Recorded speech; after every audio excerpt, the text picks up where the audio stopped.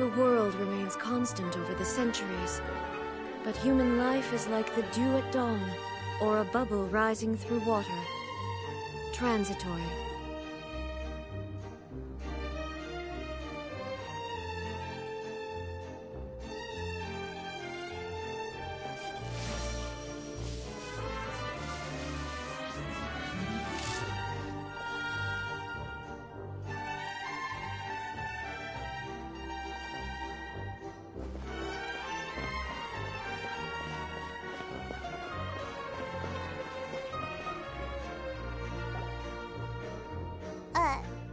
Huh? Let Paimon see! The underwater stronghold, the Fortress of Meripede, has continued in its noble autonomy, but that does not mean that others cannot interact with it. My recent attempts to enter the fortress bore little fruit. Huh. Guess Charlotte still hasn't given up on that.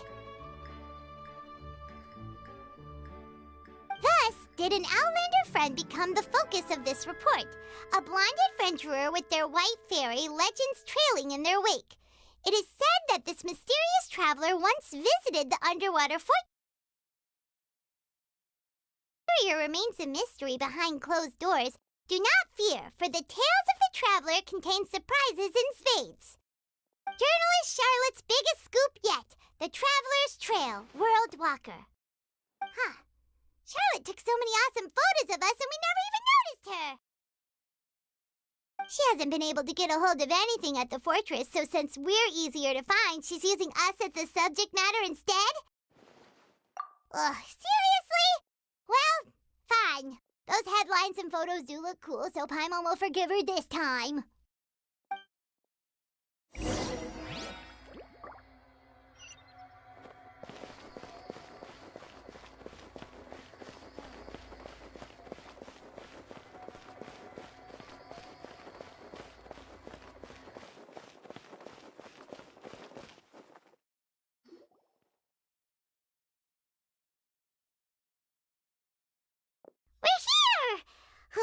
Paimon's hungry.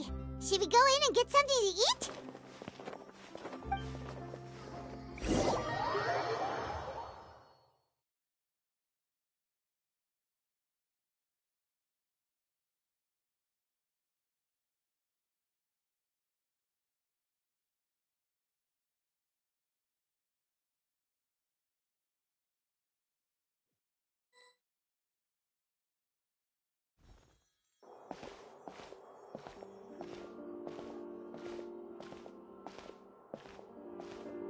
Hey, quick! Look! That's the limited edition only 16 slices a day cake!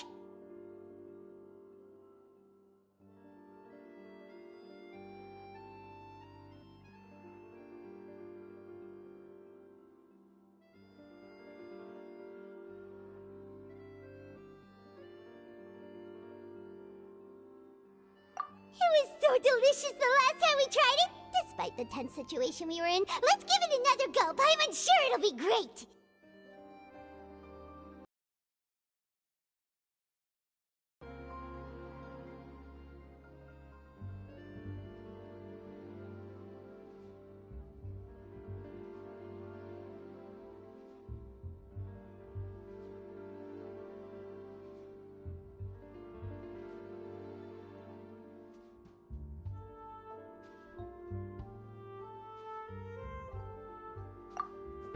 One slice of cake, please. Someone showed up after all. Oh, wait, you're the one from the Palais Mermonia. Oh, are you here to buy cake too? It seems Monsieur Nervalette was right.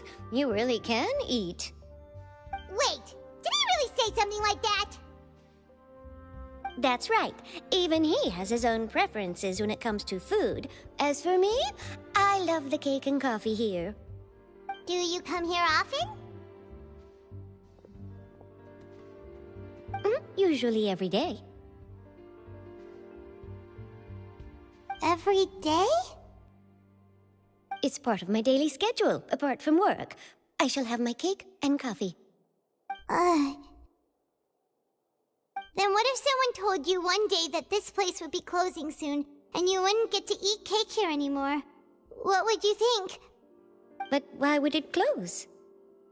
Well, Paimon doesn't know either, but maybe the waters will rise tomorrow.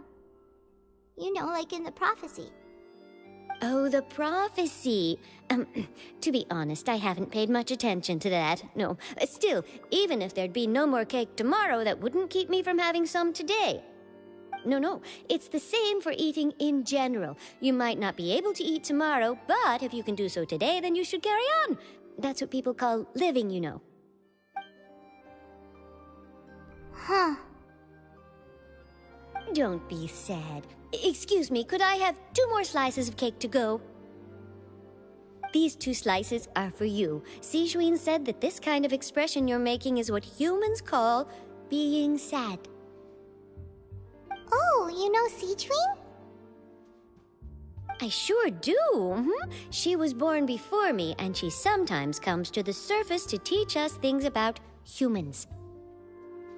She said that humans are creatures that are saddened easily, yes, and you can only lift their spirits by feeding them delicious food. So please try the cakes here. I've got something else to do, so I'll be going now. You two try to stay in a good mood after eating, all right? Bye.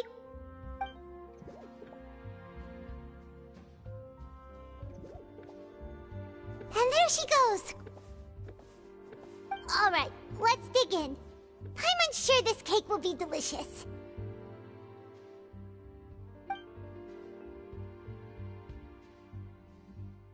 It's more delicious than last time, and the flavor gets even better with a sip of tea. It sure would be nice if we could come again tomorrow. Sure would be nice if we could always eat delicious food here.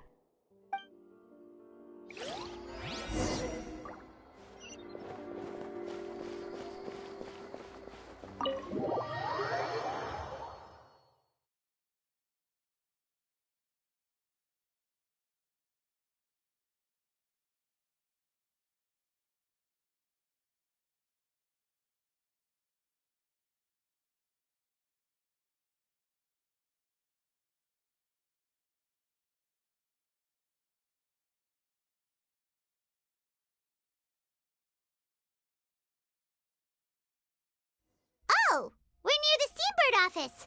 Let's go look for Charlotte and have a chat.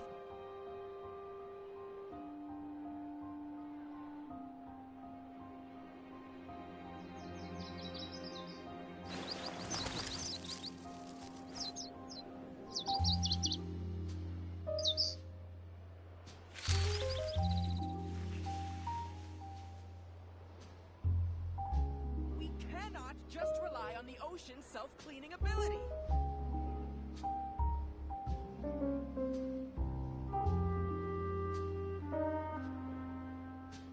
Inactivity serves no purpose whatsoever.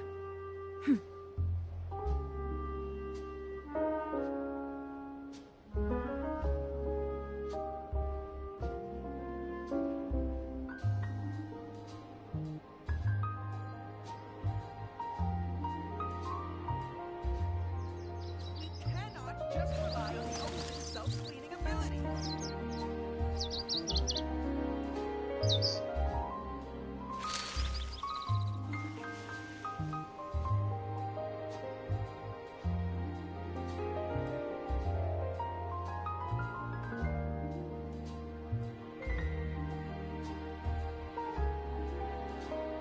We cannot just rely on the ocean's self-cleaning ability. All the world holds dear is but a backdrop of constant motion. I stand before it, alone and unchanging.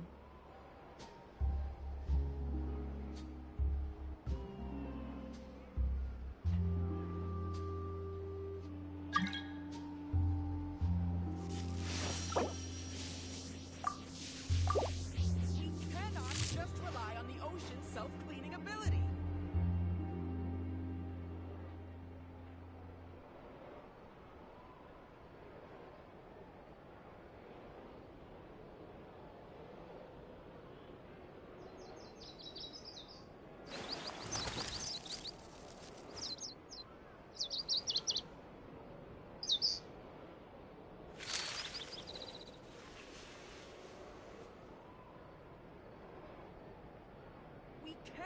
just rely on the ocean's self-cleaning ability.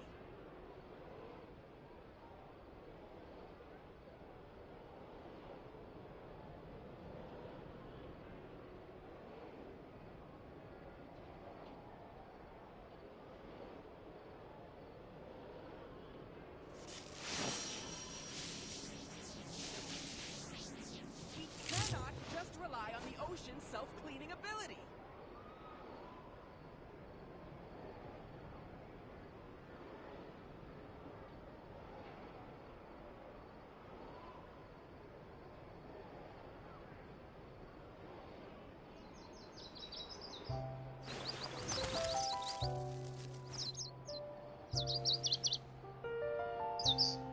We cannot just rely on the ocean's self-cleaning ability.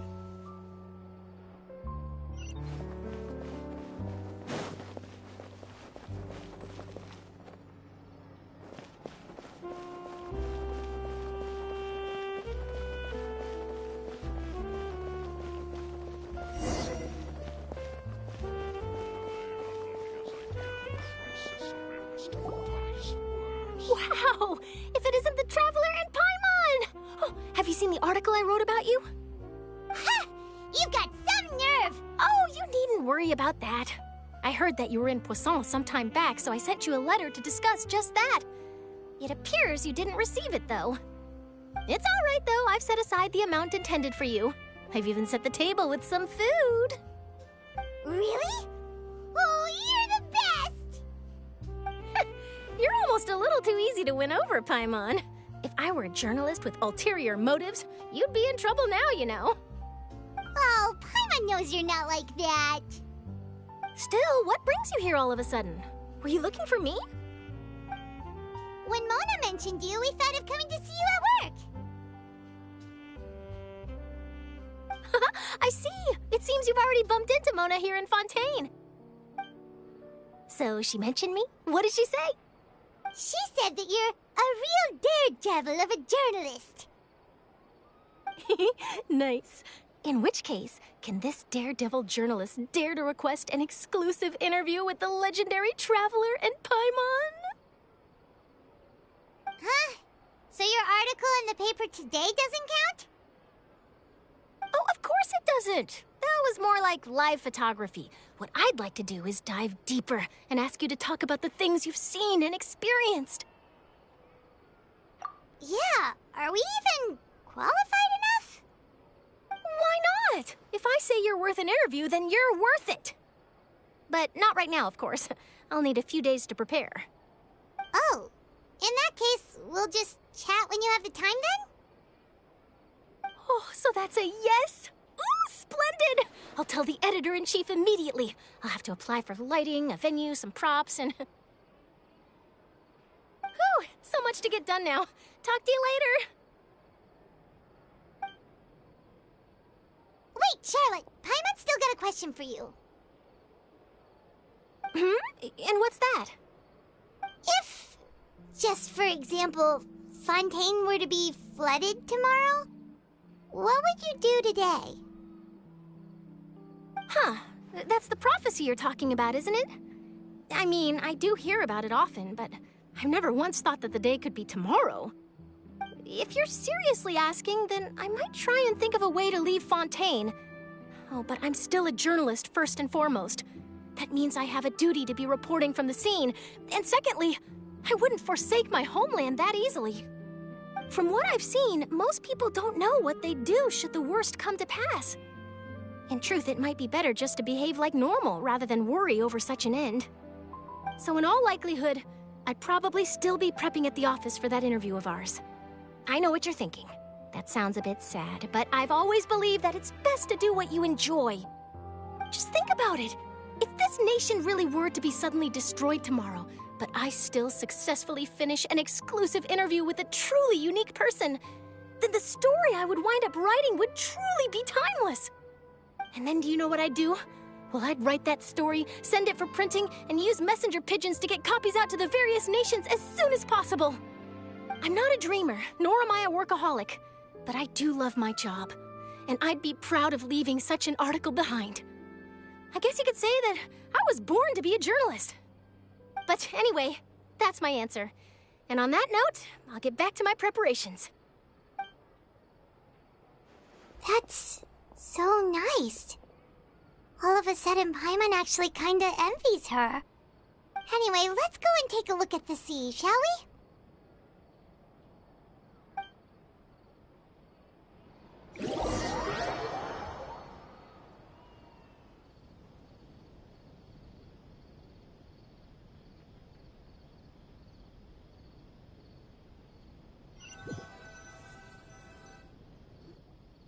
The sea breeze and scenery can be a pretty soothing combo, huh?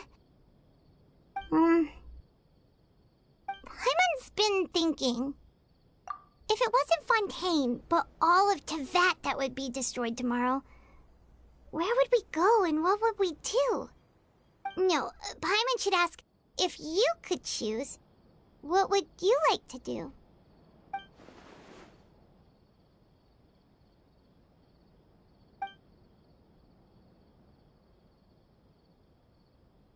We've always been moving to the next destination, so we haven't spent much time thinking about these kinds of things.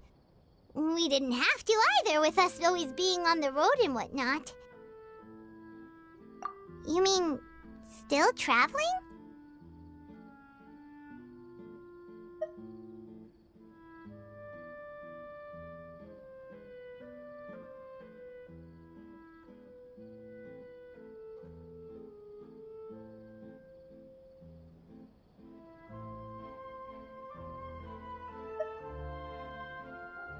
Huh. Wait, isn't that what we've always been doing?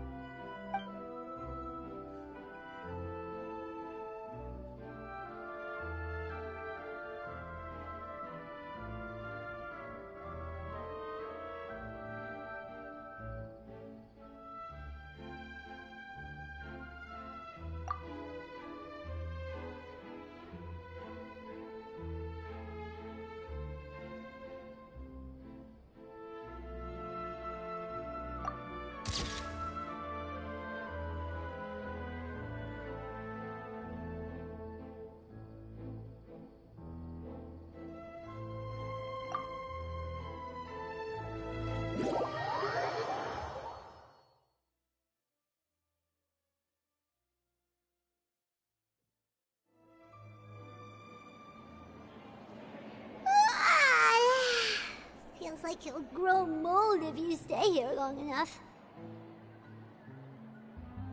But it's still better than the Fortress of Masquerade, that's for sure. It's not only damp there, but salty too. Ah, so the two of you are still here. Wonderful. Oh, you're from the Palais Mermonia, aren't you? Yes, I'm Isadora. Monsieur Nervillet sent me to look for you two before. I heard that afterward you went to the Fortress of Masquerade.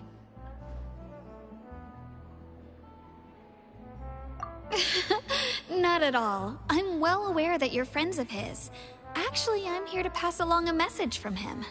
Yes, inside the Opera House. The Maréchaussée Phantom has declared the incident a small-scale riot. A riot? Well, that said, I don't personally think it was that serious. Lady Farina was watching a performance at the Opera House, and while she was resting during an intermission, some other audience members suddenly started harassing her, loudly accusing her of doing nothing about the prophecy crisis. And before she could respond, others started to join in. The crowd continued to grow, and protests against the Hydro Archon started to break out. So people have started to put the blame on Farina. Guess they finally found an outlet for the pressure they've been under due to the prophecy. I agree. People will naturally rely on gods, as is customary. But the moment people feel threatened, gods are also the first to be blamed. So what happened after that? Is Farina okay? Seeing that the situation was spiraling out of control and that further argument was pointless, she claimed that she'd gotten tired of this and left in a hurry. The Maréchaussée Phantom had their hands full maintaining order and did not catch where Lady Farina had gone. Only when things had stabilized did we realize that she had gone missing. So, You mean she's still missing? That's right. The Marechaussee has dispatched many people to search for her, but we don't have any leads yet. That said, I don't think there's much to worry about. She is a god after all. Even if she were to fall into the hands of rioters, what could ordinary people do to her?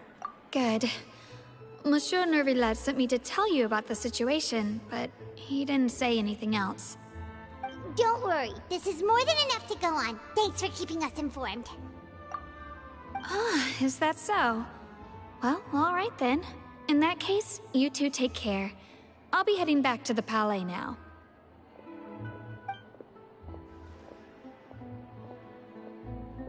Well, sounds like we should hurry over to Poisson then. If we know Farina, she won't try to fix things in this situation. Instead, she'll look for a place to wait out the heat. And, as we also know, she may be loud and dramatic, but she doesn't have a heart of stone. When Nervillet was talking to her in the Palais Mermonia, and she heard about Poisson, she couldn't hide her sadness and remorse. It would be hard for her to ignore being accused by the public today. Paimon thinks Farina's probably taken the opportunity to slip away to Poisson and try to relieve the sense of guilt that she's feeling. Huh! Well, what do you think? Paimon knows the answer, of course, but Paimon can do the analysis to back it up. In that case, there's not a moment to lose. Poisson, here we come!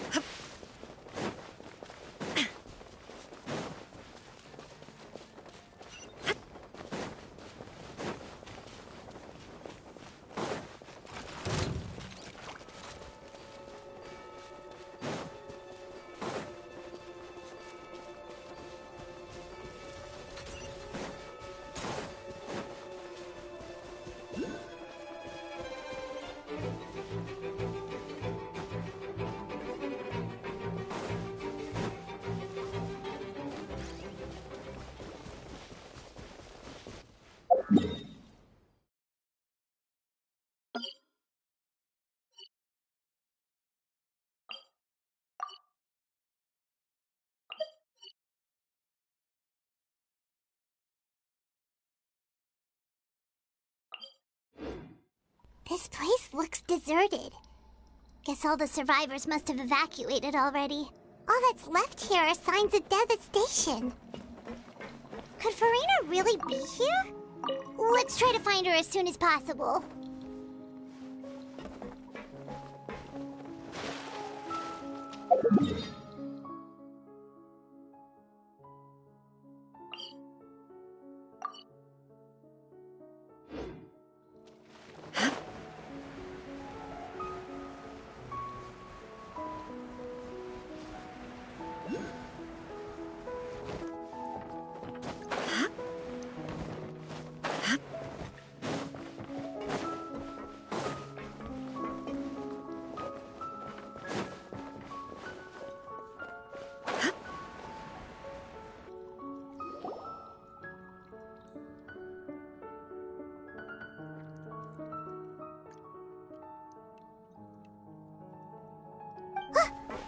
Farina, right over there. She really is here all on her own.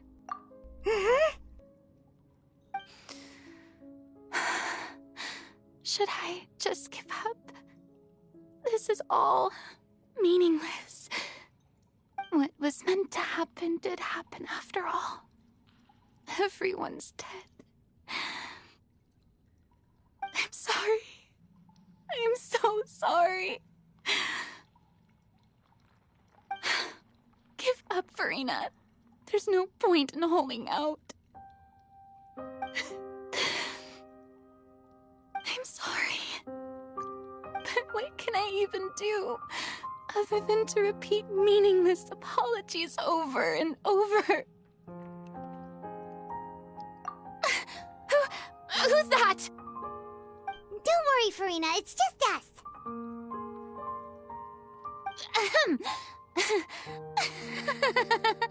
So it is you, blonde traveler from another land. Why, I almost thought you were someone from that mob of my ignorant subjects, come to kneel and beg for my forgiveness. Farina, you were crying just now, weren't you? The tear stains on your face are obvious. What do you mean, tear stains? Oh, I remember. The show at the Opera House earlier this morning was so moving. I'm still trying to process it. Who did that uncivilized rabble think they were, disturbing my enjoyment of the arts? They even dare to tout their Archon. I must teach them a lesson. I can just imagine their twisted and frustrated faces once they realize that I'm nowhere to be found. Oh, and I'm sure Nouvellette and those people from the Maréchaussée Phantom are freaking out right next to them, too.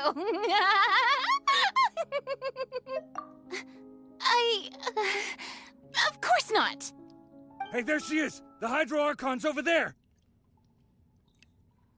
Quick, after her!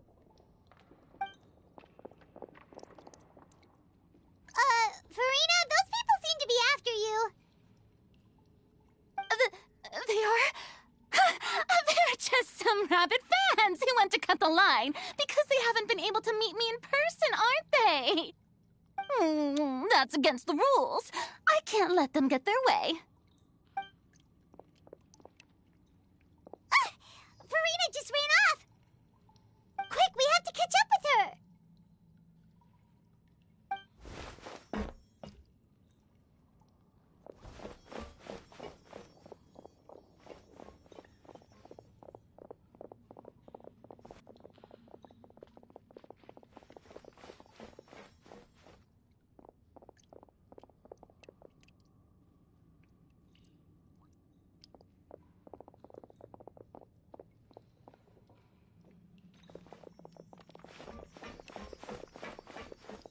This should be the place, right? Hey, Farina! There's a good hiding spot over here. Quick, come to Paimon before the rest of them catch up to you. What? What is this place? Hurry, they're almost here. Fine. I suppose haste is warranted. Lead the way.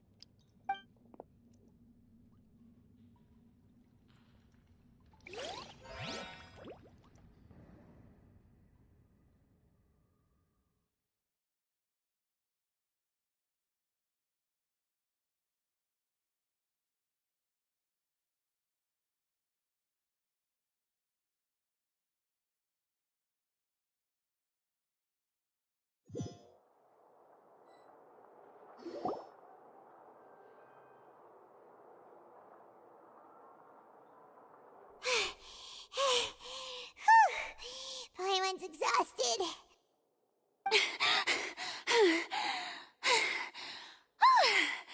I'm so tired.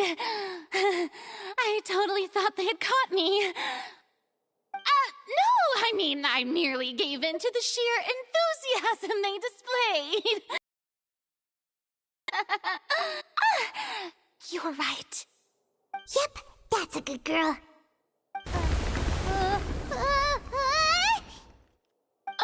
What's happening? The ground's shaking. Is it an earthquake?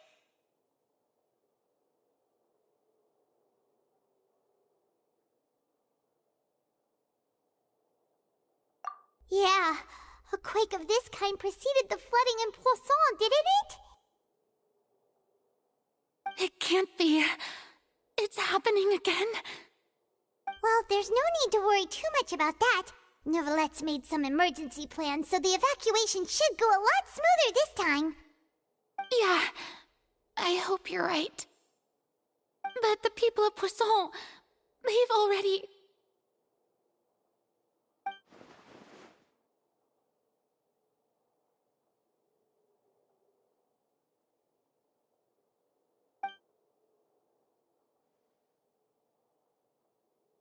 It's true. I've been investigating the prophecy for hundreds of years. I once had informants all over Teyvat, searching for clues and feeding information back to me. I've tried all kinds of ways, too, to hold back the sea. Anything to keep the coastline from advancing. But all my efforts proved to be futile in the end. Really, the truth has been clear to me for a very long time. We cannot make an enemy of the divine. No matter what we do, the will of the heavenly principles will have its way, and the prophecy shall be fulfilled. Give up. I do love the sound of that phrase. It would mean finally coming to terms with fate, but also for me to finally be free. Indeed, I've thought about giving up so many times, especially after we almost lost Poisson. Fate is really unreasonable, isn't it? It has no heart and obeys no rules. The prophecy has only just started to come true, and so many people have already lost their lives. But just now, it all became clear to me. I still don't have the right to come to terms with fate on behalf of everyone else. As long as the final moment hasn't come, it's still not too late. Don't worry. I will keep hope alive for everyone until the very end. Well, that's enough for now. I got the impulse to play the stricken maiden, but honestly, considering my rank and station, that wasn't a good fit at all. Don't take any of what I just said seriously. How could I possibly let Fontaine fall to the whims of trivial prophecy? Come on! Paimon could have sworn you were actually being honest just now.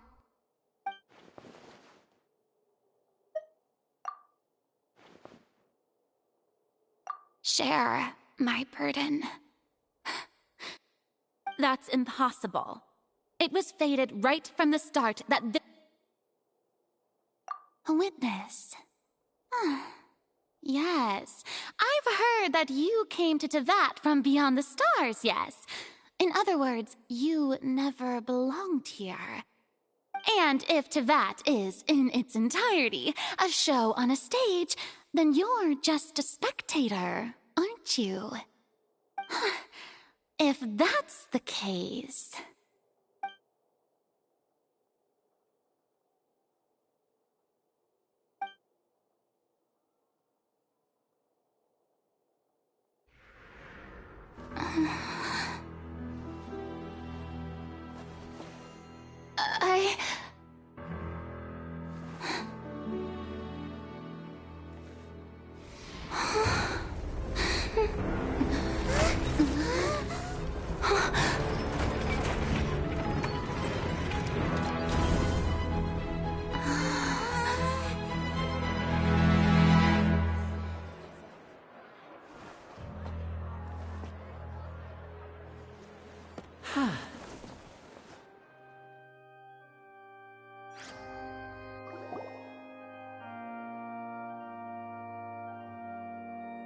Ladies and gentlemen, this concludes my opening performance. Now, without further ado, we may proceed to the trial of our god. So, this is what it is. Yes, you deserve praise for the effort you took to raise the dramatic stakes. Do not forget, however, that I am Focalor, the god of justice, the embodiment of justice itself. Does it not strike you as even the least bit absurd to bring the very concept of justice to trial? May I interpret these words as your refusal to stand trial? In that case, you will have the opportunity to defend your honor through a duel. You would draw your blade against a god?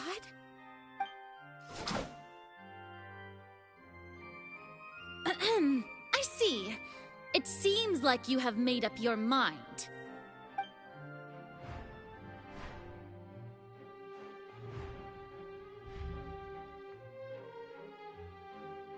Paimon can't believe it. She just surrendered. What the heck is going on? Did I just see an Archon surrender to a human? Wow, how utterly humiliating. Lady Furina, what is the meaning of this? Shh! It would seem that there has been a misunderstanding. To be clear, the raising of both hands is not always an indication of surrender. Looking for excuses again, huh? I raised my hands just now to indicate my acceptance of the trial. No duel shall be necessary. I will admit that I've been running away for a long time. I'm sorry, everyone. I was unable to protect the people of Poisson. It is my duty to stand trial for my crimes. You are not the only ones to be disappointed in me. I, too, am exceedingly disappointed in myself. But now, it is time for the Hydro Archon to show you her courage and resolve. I, Furina, will use this trial to show the world the true meaning of justice! This time, I will protect you. Applaud and rejoice. One of the most outrageous and fantastical arcs known to the opera epiclese is now unfolding before your eyes. Mark my words, this shall be one of the most exhilarating and brilliant shows ever to grace the stage of Fontaine. The trial of the Hydro Archon, Focalor, will now begin! Woohoo! Oh, now we're making history! Why does it feel like Furina just took over the whole thing? Like, come on! Didn't she just get forced to stand trial for her crimes? Also, even though she's still acting super dramatic, she is taking this seriously this time, right? All right, then. Who will be my opponent in this trial? The court asks the prosecutor to please take the stand. Is that so? Very well. Then please speak, witness of Tivat, my accuser and fated opponent.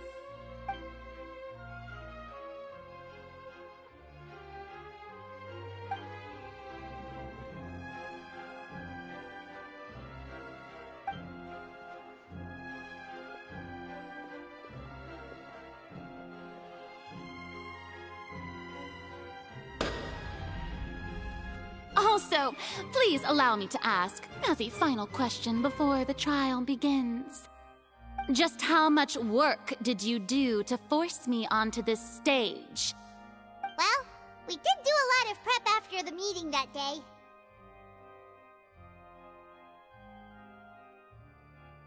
I can go over the tasks assigned to the Spina di Rosula, since they were rather straightforward and easy. Navia, the president of the Spina di Rosula.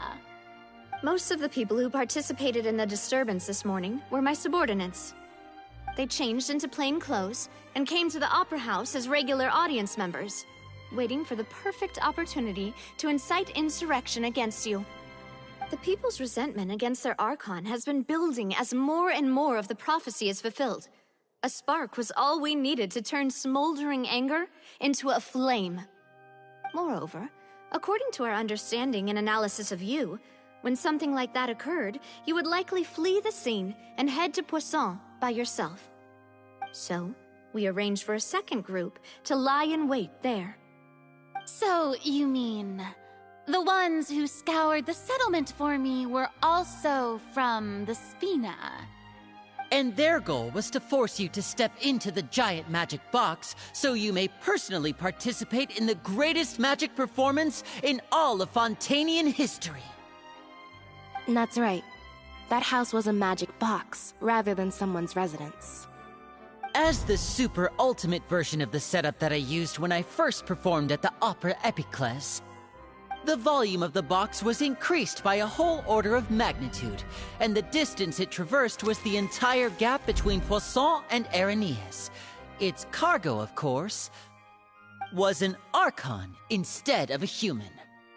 My thanks, Farina. Without your help, we could never have pulled off such an extraordinary performance. You're welcome? Of course, this performance was only made possible with Father's support. The House of the Hearth spent a massive amount of labor in Mora to pull this off.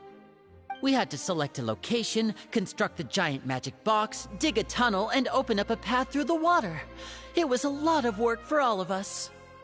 So, in other words, the earthquake that we felt within the giant magic box was just a normal tremor from the transportation of the whole house? That's right. It wasn't a sign of another disaster to come. Then, I can guess Nervilette and Cloran's parts. You gathered a crowd, prepared a stage, and made sure that the champion duelist would be immediately ready for a fight. Also that as soon as I appeared on the stage, the trial may commence without a hitch. Am I right? Yes, that is correct. Well, Clorand, I must commend you for your courage. Only the most outstanding champion duelist in all of Fontaine would accept a duel with an Archon without flinching. Thank you. As for you, Traveler, I suppose your role was to keep me distracted with conversation once you found me in Poisson. You'd make sure that I didn't notice anything amiss before revealing yourself as my prosecutor once we'd arrived onto the stage. Oh?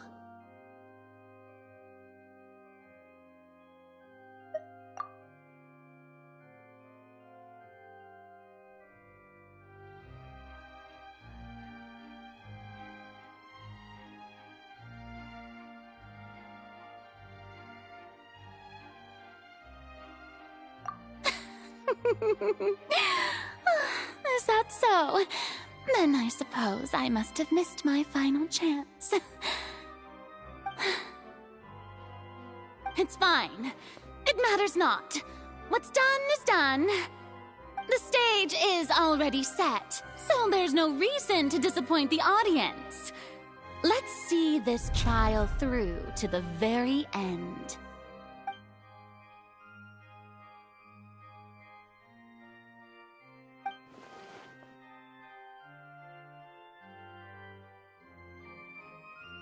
Madam Prosecutor, please allow me to pass this along.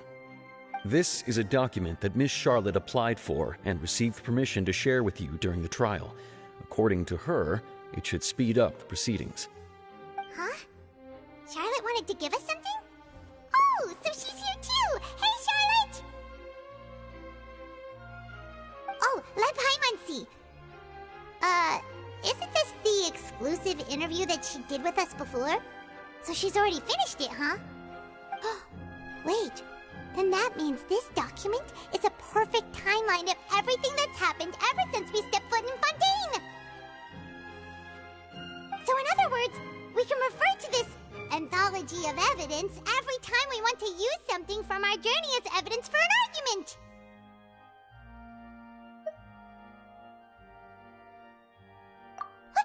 confirm the information in it. Just think of it as a refresher, alright?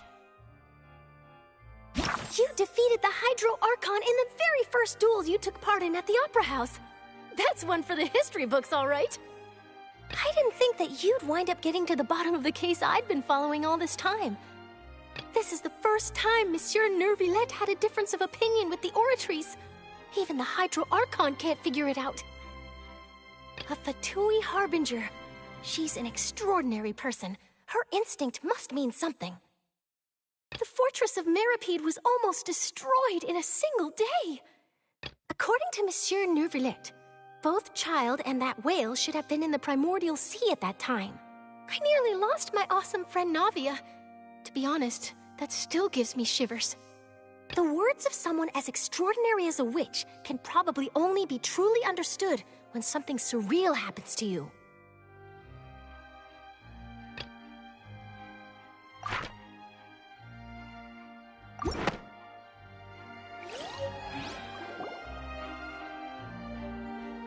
The prosecution and the defense are both in position. The trial shall now begin. Oh, come on, Neuvillette. There's no need to repeat all the unimportant legalese. Just fast forward to the part where the prosecution lays out my offenses. As the defendant and the lead actress of this performance, I still haven't even been informed of my supposed guilt in all of this. Of course, it is only natural for humans to struggle to understand the actions of a god. However, you will need more than that to convict me of a crime. That's true, but my charge here is unrelated to your conduct as an Archon. Instead, I would like to charge you as a fraud who's never been the Archon in the first place. Wait, what was that? Lady Farina's a fraud? Hey, I came here thinking that we were going to try the Hydro Archon for forsaking her duty, but did I hear that right? She's not our Archon at all? Charge accepted. Lady Farina, do you plead guilty to the charge?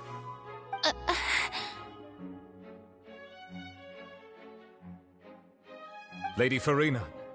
I plead not guilty. How can I be guilty?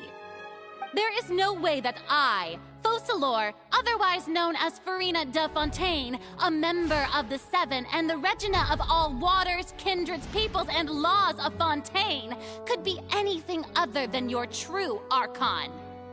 Yeah, even though Lady Farina can be rather eccentric, isn't it going too far to doubt her very identity? Yeah, I've never questioned her identity either. Sure, Lady Farina can be super irresponsible, but what grounds does that prosecutor have to make such a huge claim? I have cause to believe that common sense will prevail in this case. Many of the members of the audience have known me as the Hydro Archon ever since they were born. There would be no fooling their memory. See? Even the Oratrice has decided to show me its favor. Are you sure you want to commit to a charge that will never be upheld? If you wish to drop the case, I can promise you as the God of Justice that you will not have to face trial for making a false accusation. We will treat everything that's happened as a dramatic spectacle and move on with our lives. What do you say to that? Huh. An argument with near impossible odds, huh? We have to not only refute Farina's claims, but also overturn the long-held beliefs of the people. Well, I tried. And if I was...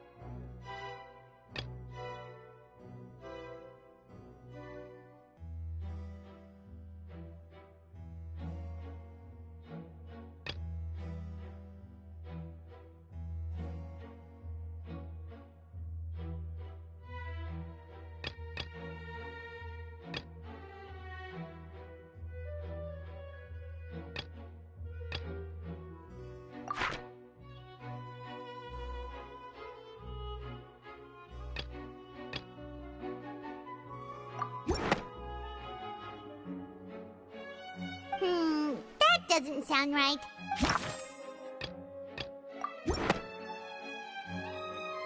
First of all, you may be a member of another long-lived race, which would allow you to naturally possess an extended lifespan. And second of all, even if that wasn't the case, there could be other ways to extend your life. Who gave you that idea? Was it the knave? You'd sink so low as to use a harbinger's words against me. A curse? I once thought it possible that the aura of an Archon might naturally resemble a type of curse. But in light of this claim, perhaps what I sensed was not your divinity, but a curse after all. You sensed it too, huh, Neverlet? Lady Furina is actually a human? Well, it is true that it's extremely difficult to tell humans and gods apart just by looking at them. It's not impossible.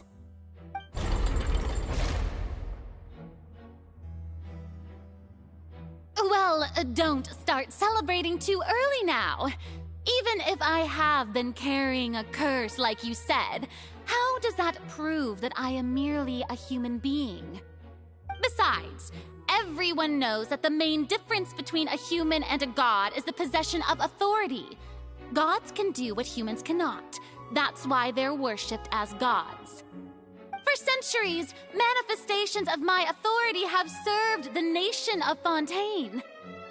One need only to turn their eyes towards the Oratrice Mécanique d'Analyse Cardinal in this very opera house, or consider the indemnitium that is used in every aspect of life.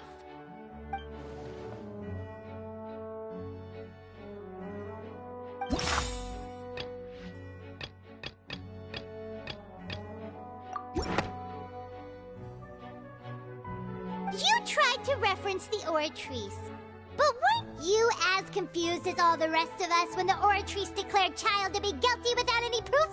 Otherwise, you should have come up with a good explanation for that by now. Didn't I make myself clear at the time? The decisions of the gods are naturally difficult for humans to comprehend.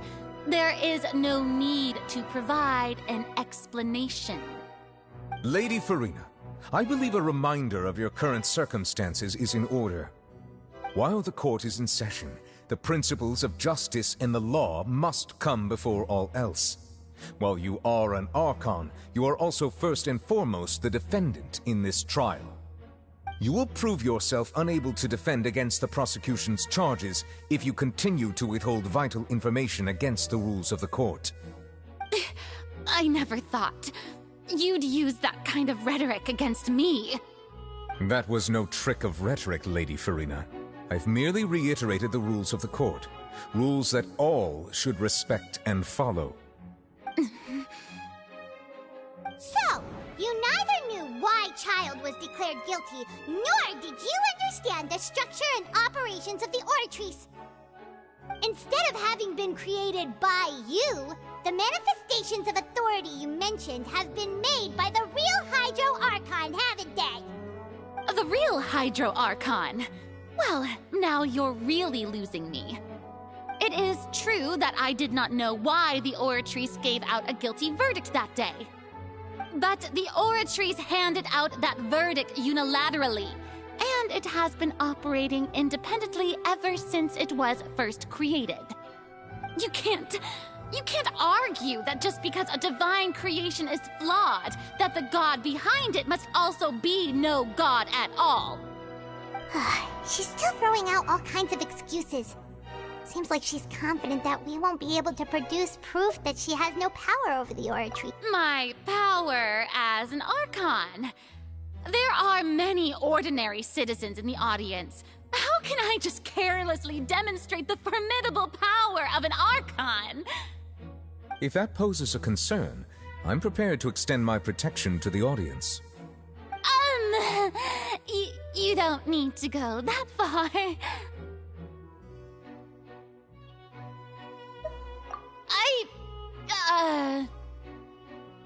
Aren't you the Hydro Archon? Or is it that you can't even wield the power of Hydro, much less the authority of a god? Indemnitium! Yes! It's all because of Indemnitium!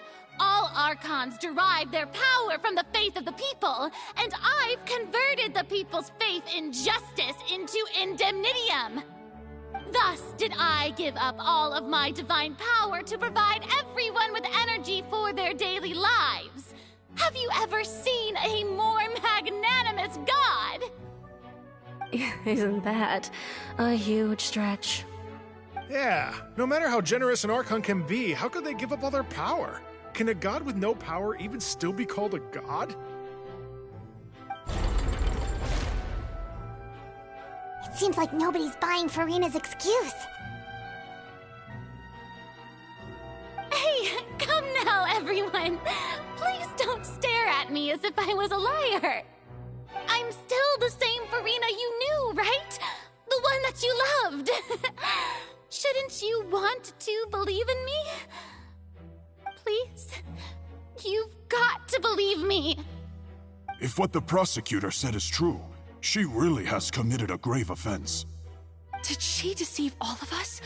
And all of our parents and grandparents too? And all of our ancestors? Ever since they were born? Enough! That's enough. Tell me then, if I'm not the real Hydro Archon, then who is?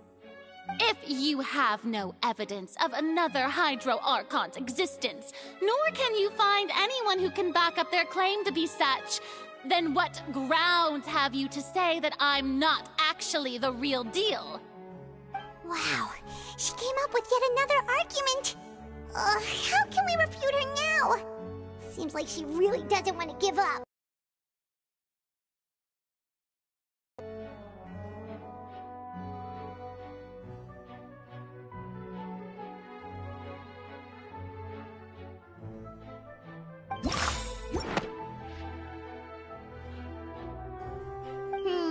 That doesn't sound...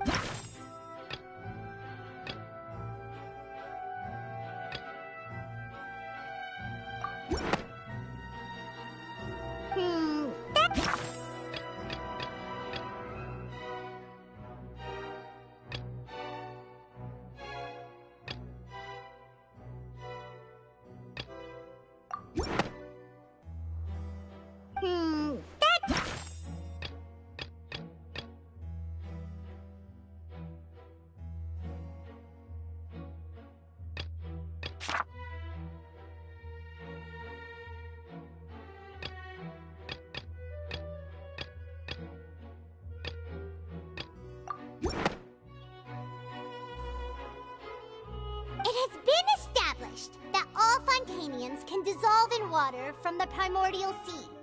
And that means... Since you insist on claiming to be a god and not a human, then there's a method that you can use right here and now to eliminate all suspicions of you being the latter. Miss Navia, please apply to serve as a temporary attorney for the prosecution before addressing the court. Though you act in partnership with the prosecutor, you must still adhere to proper procedure. Super sorry, Monsieur Chief Justice. I swear this really will be the last time that I'll speak out of turn. Now, I've brought some seawater from Poisson. As everyone knows, a massive flood struck the area not long ago, taking many lives, including those of some of my closest friends. So, Miss Furina, would you dare to touch some of this seawater? If we are to believe that you are indeed the real Hydro Archon, touching this seawater would have no effect on you. All it should do is strengthen your case. But if you don't dare to touch it, then we would have basically proved the reverse. Oh, and I must remind you that after the disaster at Poisson, nobody wants to see any more people dissolve. I do hope you'll act prudently and choose the simpler path of admitting guilt. Navia from the Spina di Rasula. The Spina has governed Poisson for many years. I guess her suggestion is valid. If Lady Furina is indeed just a human, she's probably Fontainian like all the rest of us. Would she really dare to try?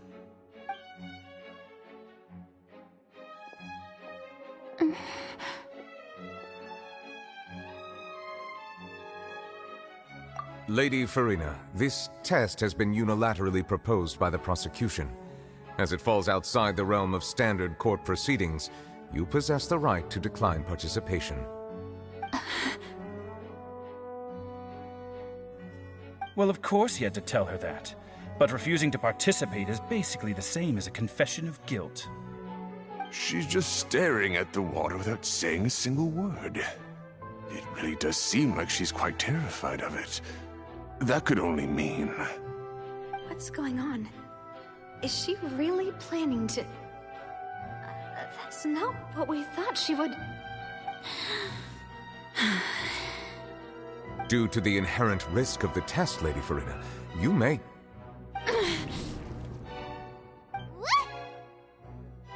Hey!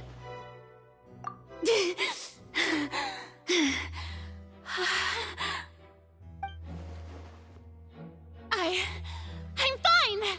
Look at me, everyone!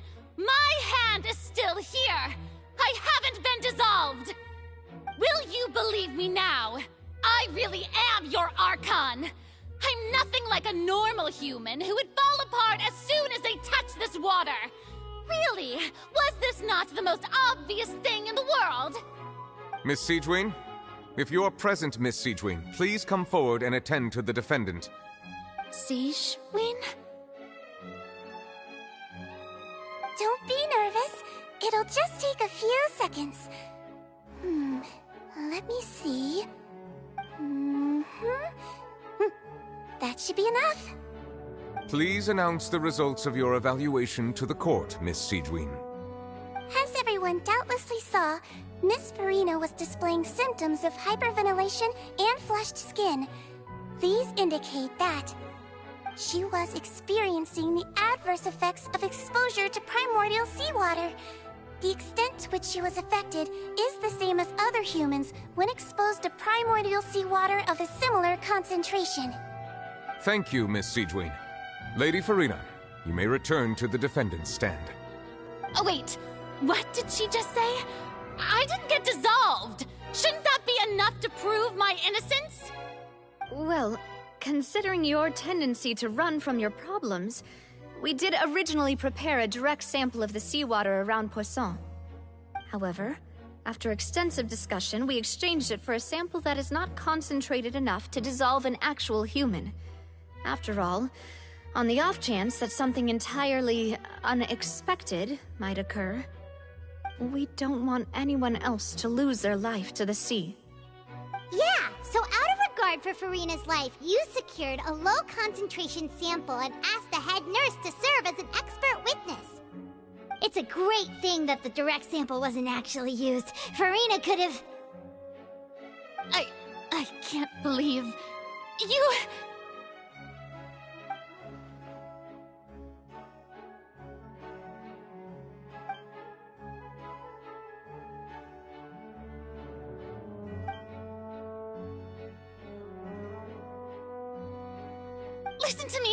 Listen to me, everyone! Please don't give me such cold and disdainful looks! What happened just now didn't prove a single thing! Think about it! How can you conclusively prove that an Archon can't also be affected by the primordial seawater?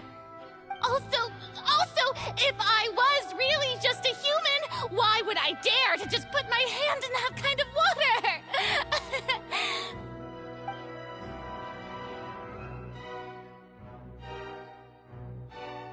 Please, anyone, just listen to me! I swear, I really am your Archon!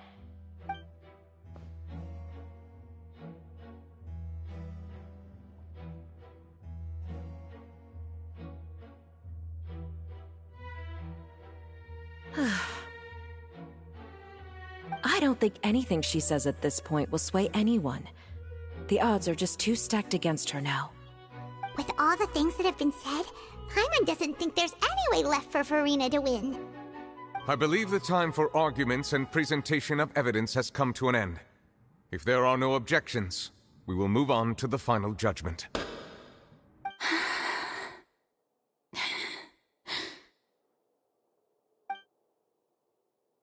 don't think anything she says at this point will sway anyone who's too stacked against her now.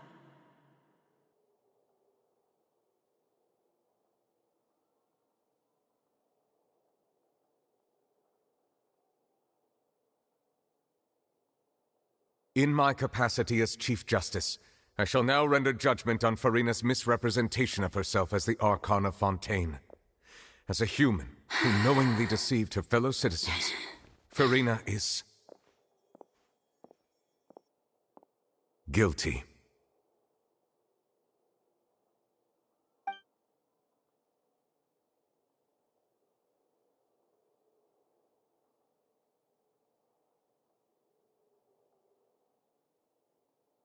We shall now turn to the oratrice mécanique d'analyse cardinale to render the final verdict on the charges.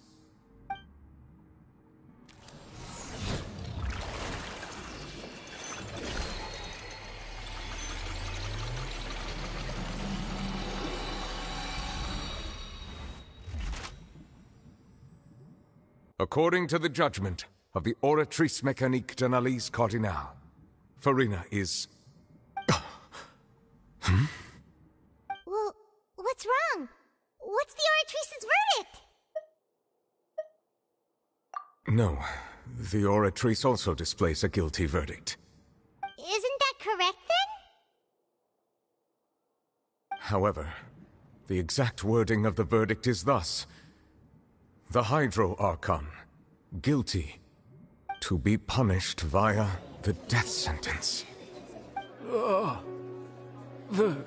The death sentence? That's actually one of the available sentences? I've always thought that it was just a myth. The one and only time the death sentence has been handed out at the court, and it's been given to the very person we've worshipped as the god of justice? What an unexpected twist. Furina's been sentenced to death by the oratrice? We just wanted to use the trial to show her the seriousness of things so she'd tell us the truth. How did things escalate this quickly?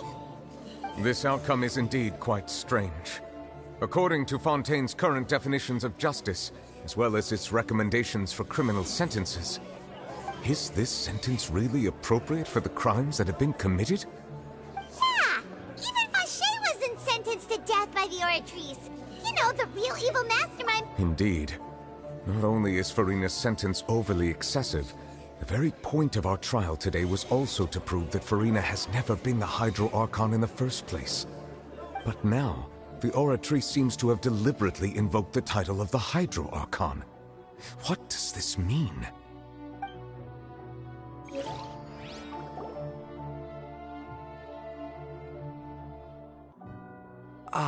Excuse me, if I may interrupt. Is the trial still going? Fremine! You finally made it. I assume this means you've completed your mission? Mm-hmm. Any mission Father assigns to me will always be top priority.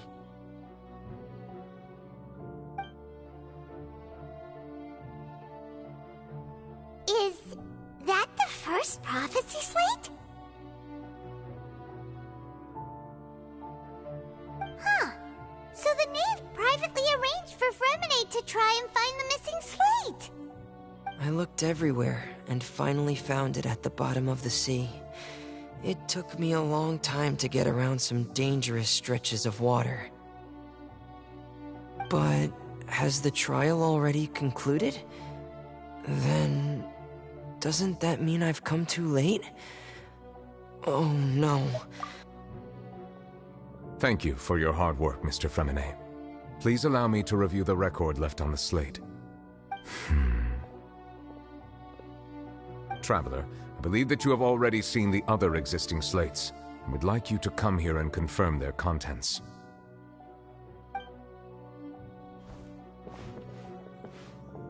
Huh? So what do you see? What is it?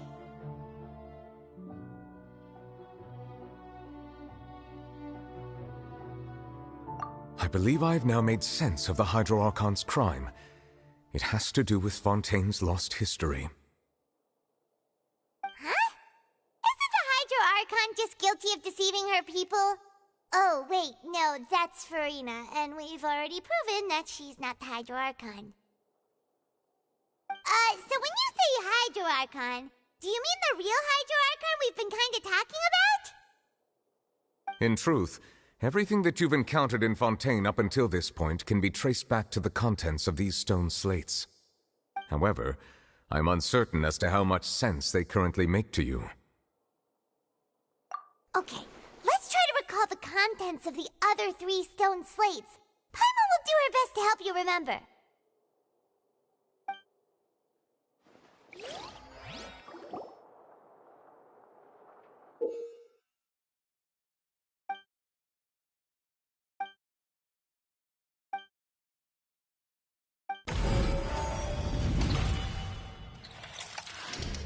The first stone slate describes what you just said. It seems to show the previous Hydro Archon using her divine power, and then the Oceanids turn into humans. Does that mean that Fontainians are transformed Oceanids? Oh, Paimon wasn't expecting that. But if Oceanids can turn into humans, then perhaps this process can be reversed as well. The second stone slate shows Celestia floating in the sky, and the Hydro Archon and her people worshipping it together. But the heavens still brought judgment down upon them. This must be the point when the Hydro Archon and the Fontainians were branded with their original sin. Does this mean that the original sin and the Hydro Archon sin are the same thing? The third slate shows the Hydro Archon sinking into the sea surrounded by many people. That reminds Paimon, didn't we also watch that happen to someone else? Well, the fourth slate is the prophecy the Fontainians have been talking about. People dissolving into the sea, the Hydro Archon crying on her throne, and so on. We didn't believe that such a crazy disaster could happen at first, did we? But after that incident, it was just a question of when and not if.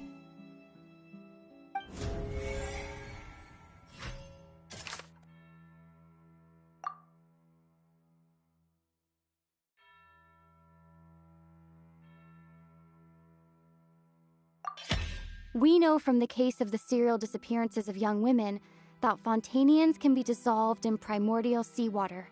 This might be the reason that Fontainians can dissolve.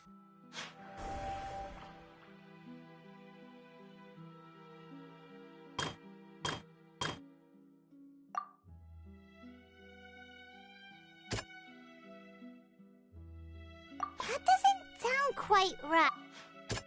That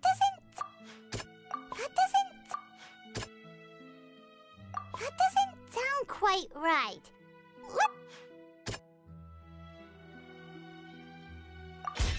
Perhaps what is about to take place has all happened before. The true sin of the Hydro Archon that Nervilette mentioned, and the original sin cast down on the people of Fontaine by Celestia as recorded on the stone slates.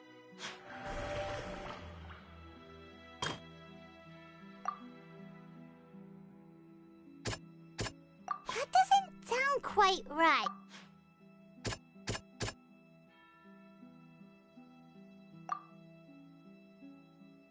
Not as simple as falling into the sea. When Navia fell into the sea, her consciousness was subjected to judgment. The stone slates show the people gathered around the Hydro Archon in the sea.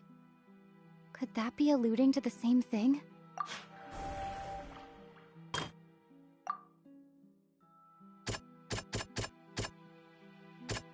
That doesn't sound quite right. The prophecy from the stone slates found its way into society, but not many people believed it at first. The fortress of Meropide was nearly flooded with primordial seawater, which we know can cause Fontainians to dissolve. It seems increasingly likely that the prophecy may come true. If we hadn't dealt with it in time, things could have gone very badly. They'll dissolve into the primordial sea but won't cease to exist. Their essence will flow in the seawater, converge, and take the form of an Oceanid. The Hydro Archon was sentenced to death in court, shocking everyone present. Perhaps this means that her sin was actually Fontaine's original sin. Navia fell into the water inside those ruins, and she nearly dissolved. She was surrounded by the people of Poisson in a court within her consciousness, and was forced to take part in a trial meant to make her stay. The eruption of the primordial sea at the fortress of Prt2.1 was the surest sign that the prophecy was about to come to pass no matter what. The prophecy's contents can all be verified by recent events. If we combine what we know together, loads of truths should come to light.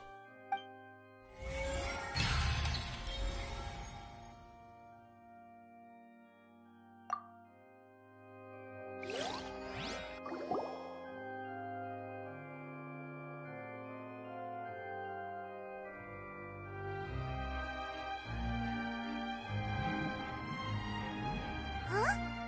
Oh, Paimon gets it now! So that's how you can make sense of it. But then it feels like we're going to have to share some truly shocking revelations. Let's hear them. Incredible. We're not real humans. All Fontainians were originally created by the late previous Hydro Archon, with Oceanids as their basis. The evidence for that can be found in how only Fontainians could dissolve in primordial seawater, and how all the girls Vacher dissolved were also turned into Oceanids. Oh, and according to Navia, when she was about to get dissolved, she also saw everyone gathered around for a trial, all of them in the shape of Oceanids. Indeed. Yeah, and it follows from the content of the first slate that she probably angered Celestia by creating humans without prior permission. That could also explain why the Oratrice judged the Hydro Archon to be guilty. It's to account for that ancient sin. The Hydro Archon's true sin was creating us? And yet, after many hundreds of years, the Hydro Archon's creations have turned around to try to judge the Archon within the Opera Epiclese.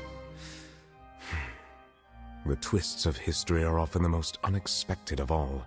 Yeah, isn't the image here just like when Navia fell into the sea? So wouldn't it be trying to show the image of the Hydro Archon also falling into the sea once the prophecy has been fulfilled in the fourth slate? In the end, the people will all be dissolved into the waters, and only the Hydro Archon will remain weeping on her throne. Only then will the sins of the people of Fontaine be washed away. Did Paimon get all that right? You've made some keen deductions. I must say, given how much you still don't know, it is impressive that you've already managed to connect so many pieces of the truth. However, while you were able to decode all the information on the slates, they've also been etched with an additional layer of hidden information using a different power source. When we were at the ruins, I tried to decipher the hidden information recorded in the slates. But since we only had 3 slates at the time, I was unable to come to a full conclusion.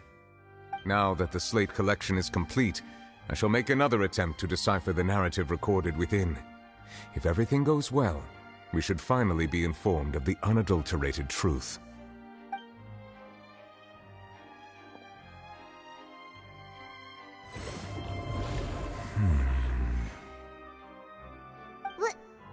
Well?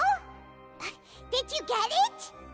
I believe I should share this truth not only with you, but with all the people of Fontaine as well. I will try to briefly summarize it for you.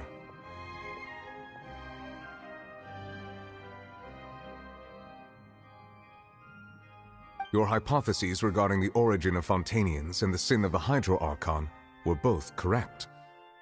In the Fontaine of old, the previous Hydro Archon sensed the yearning of her Oceanid familiars for life on land.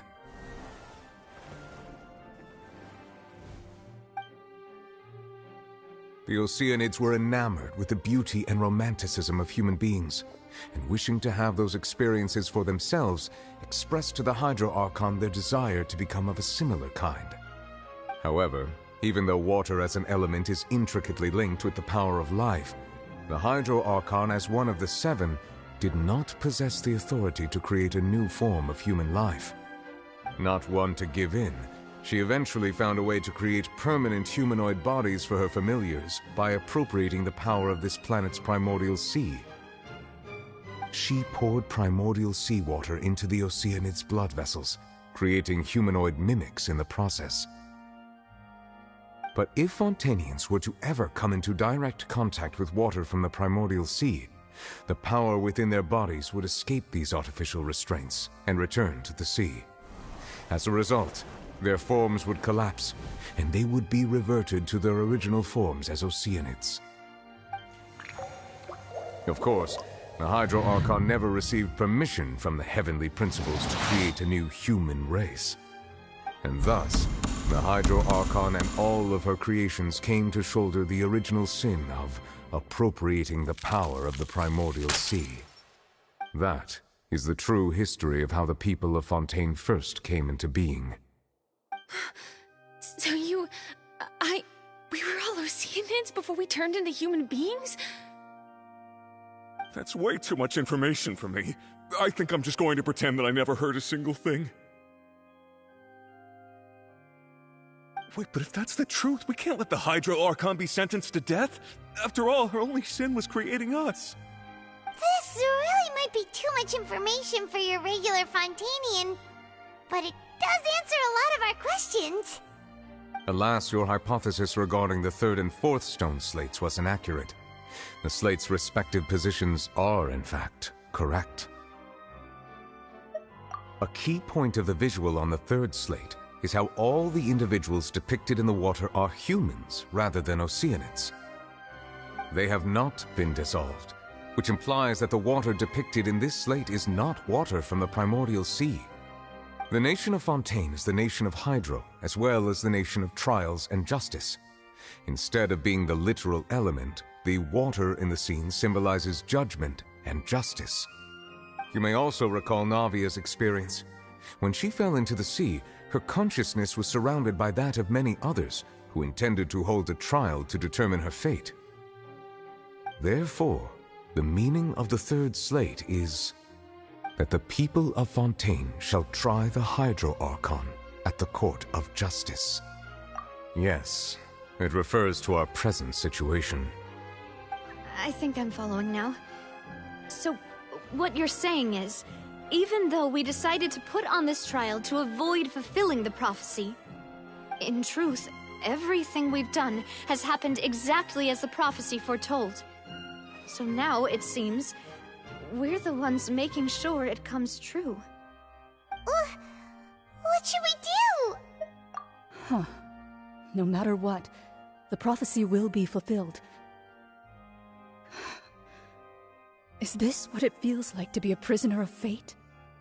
If that's the case, does that mean the scene in the fourth slate will also be fulfilled soon? Traveler, I would like to point out another small fallacy in your deductions.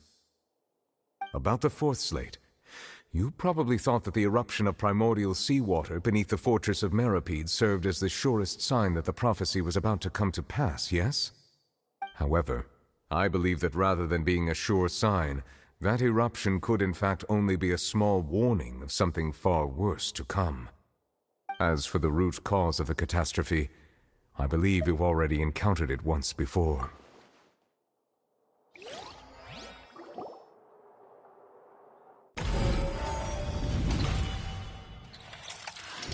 This eruption was just a small warning of the things to come. We must find the root cause of the disaster.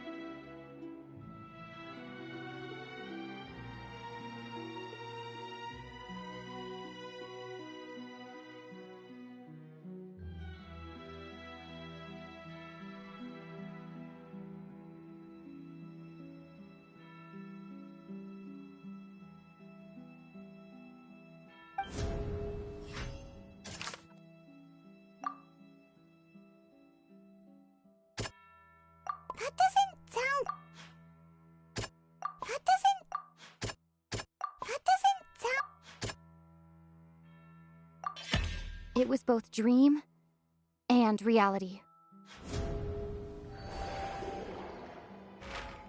If we're talking about a true culprit, that could only be that thing inside the primordial sea, right?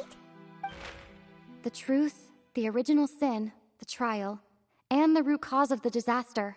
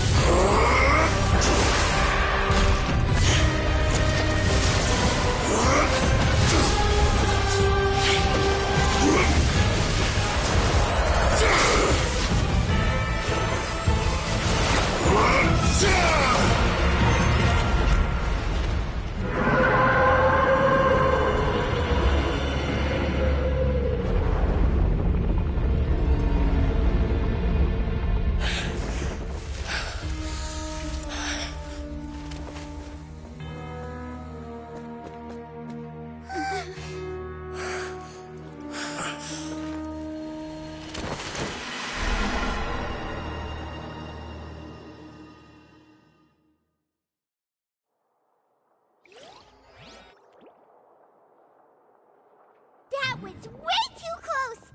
How did that thing just burst into the Opera House?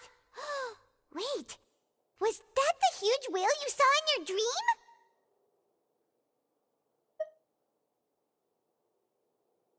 So we've met it at last. I understand very well why it has chosen to make an appearance here. That whale does not belong to Teyvat. It is a monster that has traversed the stars, weeping all the while. It has been greedily consuming the energy from the planet's primordial sea, using it to grow. That is the main cause for the rising sea levels. And once it has finished consuming all of the energy contained within the sea, its next step will be... You said that when the Hydro Archon first created Fontainians out of Oceanids, she filled their blood vessels with primordial seawater. Precisely. That whale finds the blood of Fontainians nigh impossible to resist. Therefore, when it left the primordial sea, it decided to make its next stop a packed opera house full of food. Food in the form of Fontainians. We just barely managed to push it back, right? In that case, won't it come back to target the people again once it's managed to recover its strength? That is correct. Indeed, it is more accurate to say that we should thank that Harbinger for buying us some time. Without him, the whale would have likely come onto land far sooner. From the way he looked, he must have been fighting the creature for quite a long time. That battle maniac. We've always known that he had a special connection with that whale, but we definitely didn't expect it to help us out like this. Anyway, now that we know that this whale is the actual cause of the disaster recorded in the prophecy, all we need to do to stop the prophecy would be to of the primordial sea's energy before we could notice it. At this point, it has become practically integrated with the sea itself. Even if the entirety of Teyvat were to be destroyed, it could still survive and swim off towards some other world. That's not something I will accept. We've already done everything we can, and we even found the true culprit. We've come so far. You can't just tell me that the last hurdle is some impossible foe. That's just not fair. Indeed, that's not how a grand performance should end. I'll fight it to the end, no matter what. So the prophecy will be fulfilled no matter what, huh?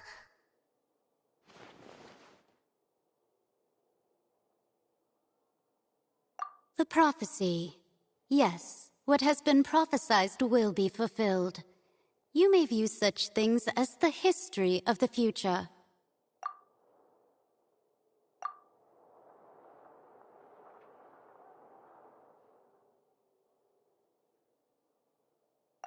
Just as prophecies are usually only the future as seen from the perspectives of the gods, could things be happening in hidden corners where the gods' gaze does not fall? Ultimately, fate shall serve as your only guide, no matter what will happen in Teyvat's future. All you need to do is to play your part.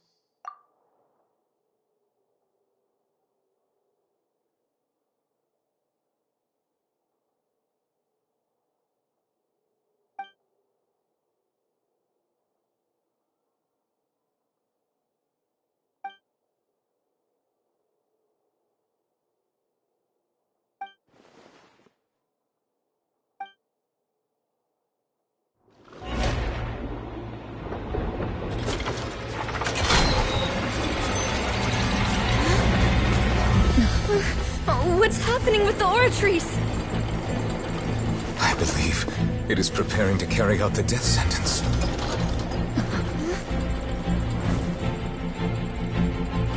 Furina!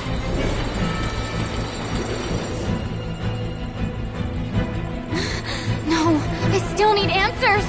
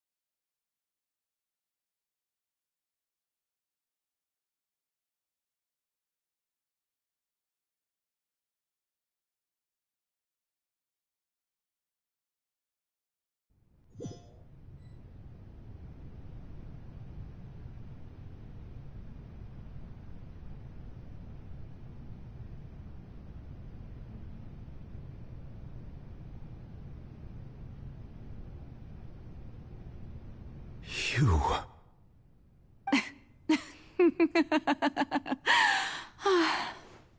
Sorry. That shocked expression on your face is just too amusing. I couldn't help myself. You are not Furina. Who are you?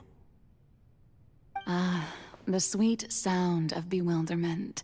Marvelous. A sure sign that my attempt to deceive everyone was a resounding success. But to answer your question, I am Focalor. You know, the god. Focalor? Why did you deceive us? Oh, that wasn't my goal, of course. Goodness, no. But I had to fool everyone else too, if I was to stand any chance of deceiving the heavenly principles. Deceiving the heavenly principles? It's all because of that pernicious prophecy. Dreadful, wasn't it? Everyone doomed to dissolve. Fontaine condemned to be flooded. One was not amused. In fact, one was positively bemused when that problem was thrust upon me by my dearest predecessor. That's the former Hydro Archon Egeria for the uninitiated. It hardly gets more disastrous than a preordained national catastrophe, now does it? She knew full well that the prophecy would surely come to pass. And as one of the seven, she also knew full well that one defies the heavenly principles at one's peril. So yes, as you have no doubt surmised, it was a rather impossible situation that I found myself in. I spent a terribly long time mulling it over, alone on the ocean floor.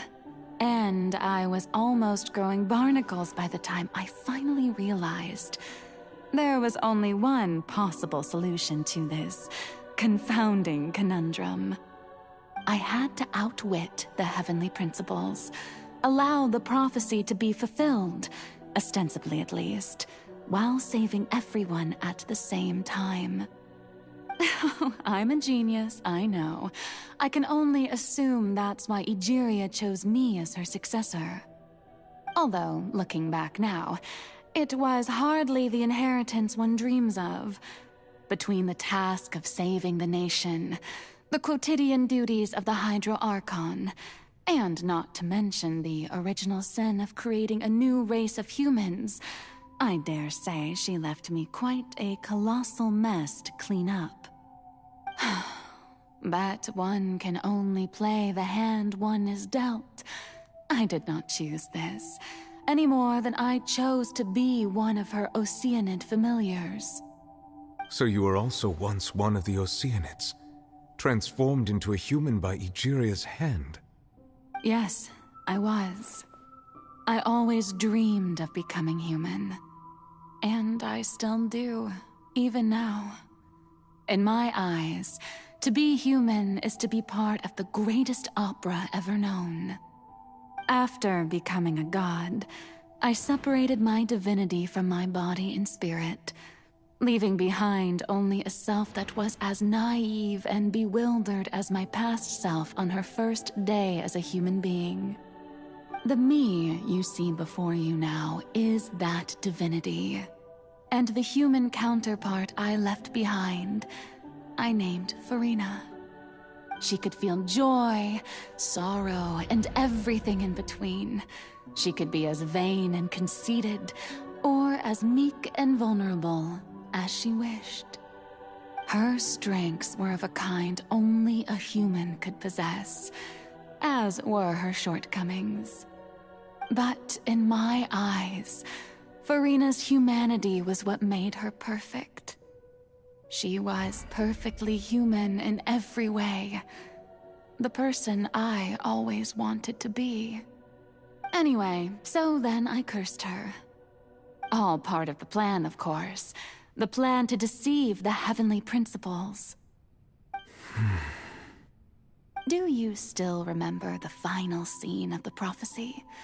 The Hydra Archon alone, weeping on her throne.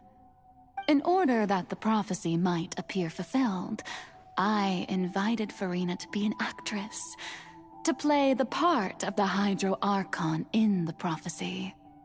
Under the curse I placed on her, so long as I, Focalor's divinity, continued to exist, she could not die. But nor was she free to live her life in the pursuit of happiness. Instead, she was forced to take the stage in the opera house, to embrace the role of leading lady, to forever play the part of the god from the prophecy, all to create a deceitful appearance of that prophecy coming to pass. I suppose now you probably understand why your court is called the Opera Epiclese. But Furina is only human, isn't she? Even though she has had a long life, her mind is no stronger than that of any other ordinary human being. I cannot begin to fathom what she has had to endure. It must have been torture for her. It has indeed. And although she is, in a sense, me in human form, I most definitely owe her an apology for it. It's been 500 years, and all along, she's been playing her part in the most unimaginably long, unbearably lonely, and agonizingly painful opera of all time.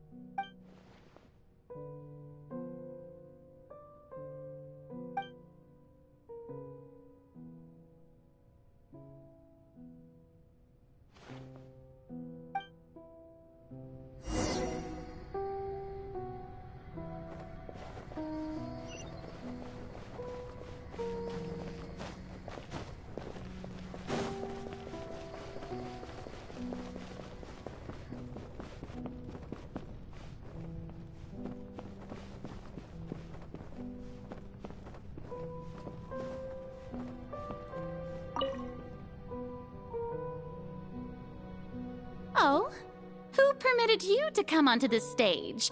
Now, I understand your admiration for my august self, but I must ask you to keep to the rules. All right. It is not my intent to reprimand you.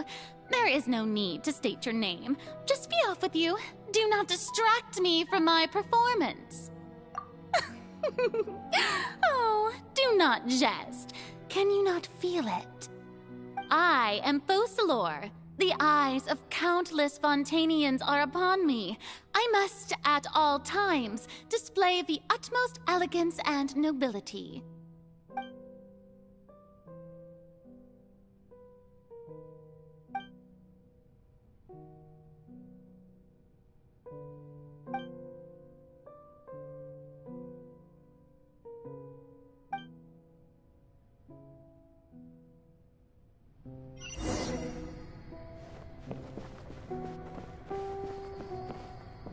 Dear audience, the performance is experiencing a technical difficulty, but worry not.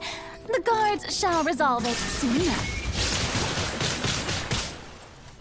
Now you shall perish!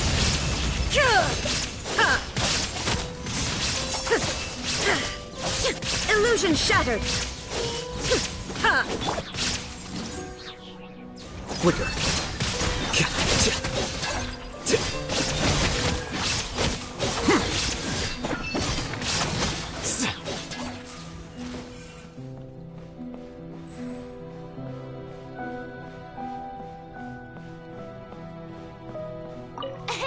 What gives? The audience is still watching me, you know. Guards? Wait, where are the guards? Guards!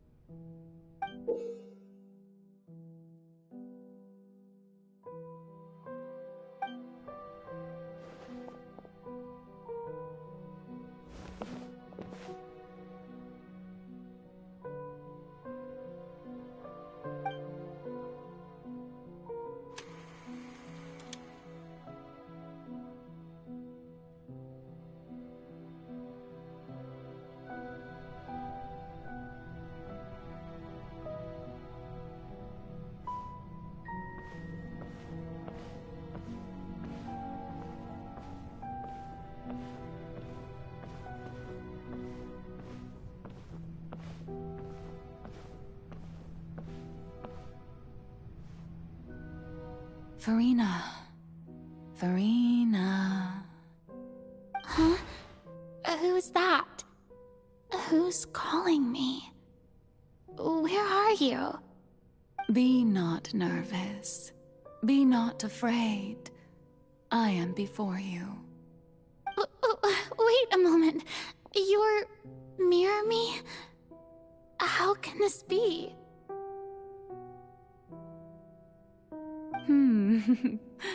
Mirror you, huh? You know what? That's not bad. Let's go with that. Mirror me. What do you wish to say? The prophecy. Have you heard of it? What prophecy? Wait. I know. I think... I don't know why, but it's in my head somehow. The people will all be dissolved into the waters, and only the Hydro Archon will remain, weeping on her throne. Only then will the sins of the people of Fontaine be washed away. Oh, very good. You know it well. What's going on? I can't seem to remember anything clearly. The only thing I know for sure is this prophecy. Will it really come to pass? Yes, it will. And that is why I've come to you. Disaster will come to Fontaine sooner or later. Things will develop just as the prophecy declared. There is no escaping it. But doesn't that mean everyone will die? I'm a Fontainian just like them. Will I dissolve too? Oh, don't worry. Magical meetings exist in this world precisely to give people a chance to turn things around. It is the reason why you met me today. I will tell you how to save everyone, but you may have to suffer somewhat. Oh, so there's still hope after all. Goodness, you frightened me. You spoke so much and with so much certainty. As for the suffering, well, I will admit that the first thing that came to mind was, why do I have to be the one to suffer? But if the prophecy will come true, I'll also die anyway, right? So if I've already met you as my magical meeting in this world, if there were scales, with all the people of Fontaine on one side, and my pain on the other, is it not obvious where the scales should tilt? You truly are the perfect human. My ideal. I suppose this would also be the justice that belongs to you. Huh? Don't worry, it's nothing. Listen well. Fontaine has just lost its Hydro Archon. I need you to play a role. That of the new Archon. Play as a god? That's right. You must begin a never-ending masquerade. You must never let anyone suspect your identity. If you can keep it up, then I shall have my way of defying this prophecy. But should your identity be revealed, then all hope will be lost. But how will I do this? A human assuming the role of a god without being exposed. Don't worry. What you must do is not to turn yourself into a real god. You simply need to play the role of a god as humans imagine them to be. Being a human yourself, I'm sure you already know what such an entity would be like. Remember, your true challenge will not be pursuing divinity, but contending against humanity. I'm still not sure I understand, but I'll try. I'll try to do this. So, how long am I going to have to play this role? To accomplish this mission, you will have to stay on the stage for many, many years. You will endure and not grow old until your task ends. But I promise you, all will eventually end in a magnificent and dramatic trial, and everyone will be saved. A trial, huh? How exciting. I'll be looking forward to it.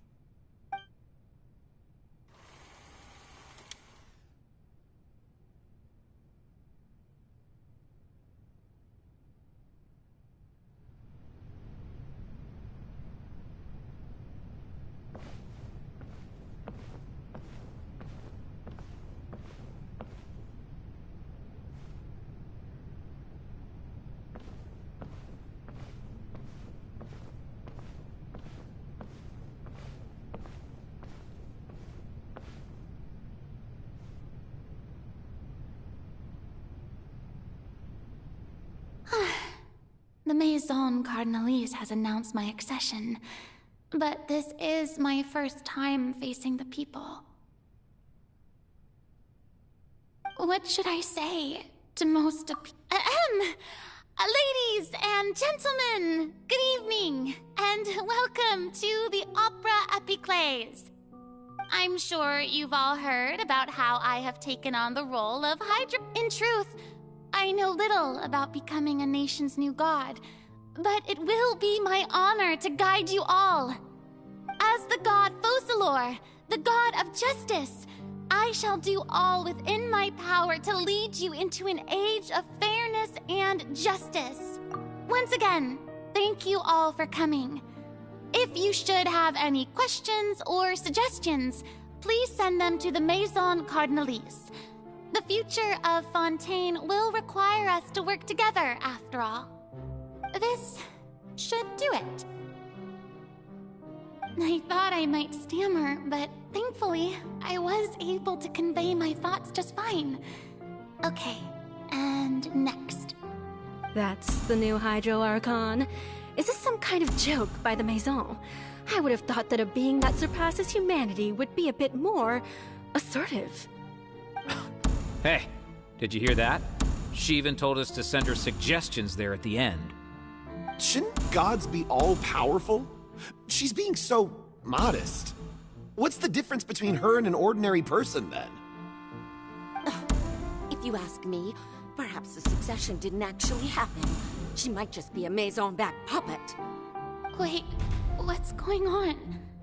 Why is everyone suspecting me of being a fake? Oh, this is bad. If I get exposed here, there'll be no saving the people from the prophecy. Right. Mirmi said that I just need to play the role of a god as humans imagine them to be. Calm down, Furina. Think. What do the people want? How would they imagine a god to speak and act? Assertive, with a strong sense of presence. One who can dispel all doubt. That is the character I'm fated to play.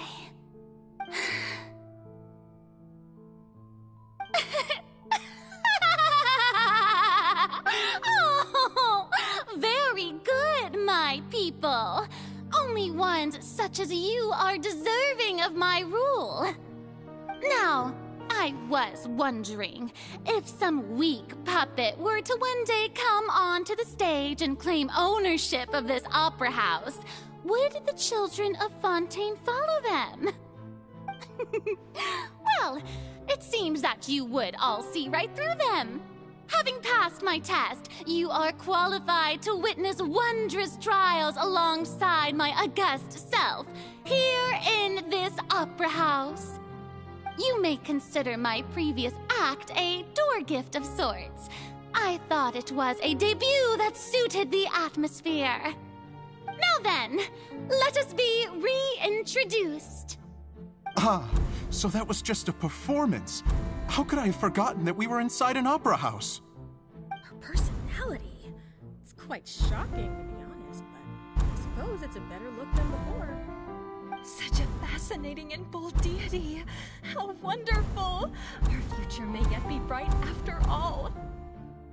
It seems I've turned them around. Best follow this flow and restart my accession speech. My dear people, whether you acknowledge me or not, whether you trust me or nay, I say to you, keep faith in your ardor for justice. We have heard it said that this nation's sins can no longer be washed away. The scales of justice, may law be the prayer on our lips. May judgment be our worship. There is no trouble in this world that justice cannot solve.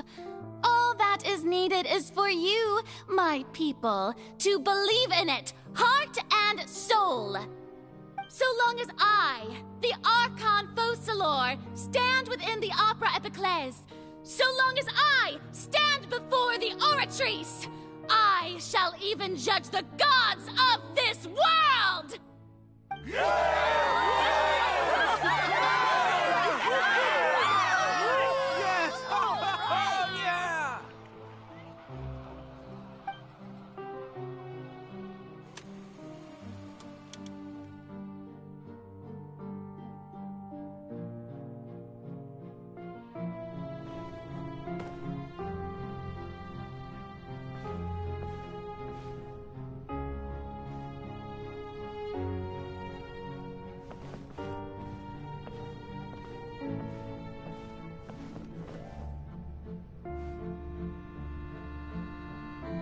Lady Furina, here are today's case reports, as well as a summary of the follow-up for your perusal. Come now. Was I not just at the Opera House in person? Leave these kinds of things to Neuvillette. Besides, none of these trials were the one that I'm looking forward to the most. If I may be so impertinent, what kind of trial are you truly looking forward to? A magnificent, dramatic, and wondrous trial. A trial to end all things. How could you hope to understand? That's true. I fear I lack the ability to grasp your divine thought, Lady Archon. No need for fright, and do not take what I said before too seriously. Go now, do your duties. The trial I await. It will come one day.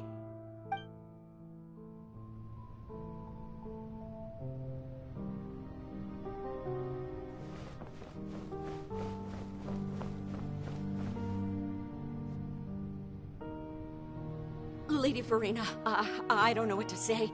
Thank you for agreeing to see me. No need to thank me. Or rather, thank your own sense of perseverance instead. Long have you stood in line to meet me, have you not? Oh, I'm afraid that's just an inevitable consequence of my divine charm. All right, Deoteria, is it? How is your son's illness? You remembered me, and you knew of my family, too. He is doing much better now. In fact, he is far more of an ardent believer than I. He was the one who forced me to seek an audience with you, and to bring your words back to him. Oh, good. Very good. If this should happen again in the future, please do not hesitate to come and tell me.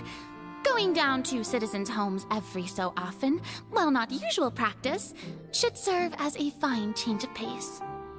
Oh, you're such a gentle and wise god. Thank you once again, on behalf of my son.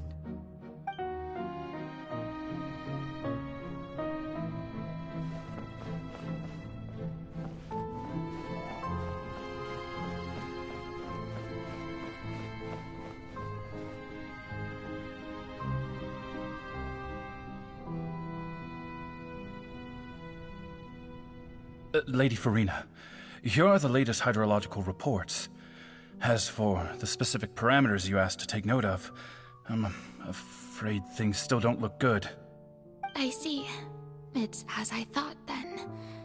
As your god, I did already expect this, but I wanted to see how far your human wisdom would allow you to analyze it. All manner of signs indicate that the prophecy will still come to pass. Forget it. That's not something you need to worry about right now. Well, as I understand it, the Fontaine Research Institute is also trying to find a way to counter the rising water levels. Really? Have they found anything? I'm afraid that they haven't found any effective solution thus far. Oh, is that so? Well, no wonder. This issue has reached the realm of the gods, after all. Still, their spirit is praiseworthy.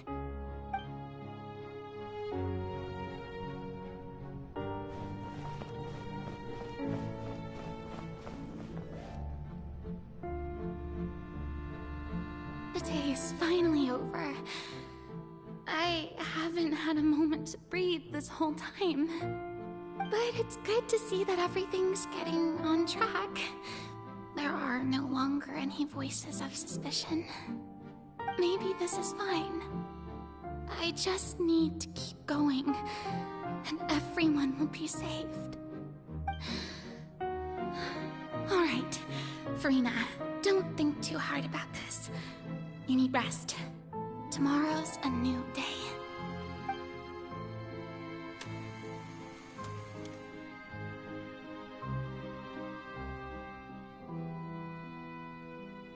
Lady Furina, here are the new trial reports for the latest cases, as well as a summary of the follow-up. There'll be no need for that. I've seen them already. Lady Furina, Indeed, my dear, loyal citizen. This joyous moment is an honor for us both. Lady Furina, we're detecting significant hydrological anomalies near Poisson. Understood. Keep monitoring. Keep me informed should anything come up at the Institute.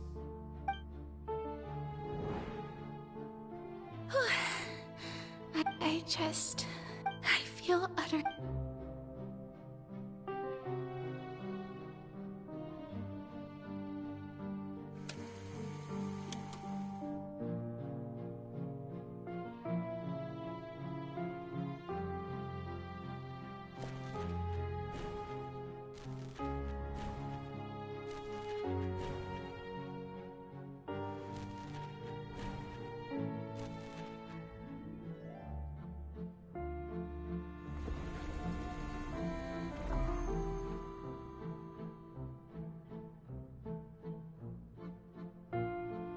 Lady Furina, it's... I've heard that the first member...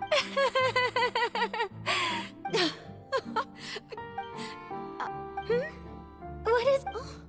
Are you crying? Uh-huh. Really now? I didn't even notice. This must be the overflow of hydro from my person. Well, can't quite help being the god whose dominion is the waters, can I? No wonder.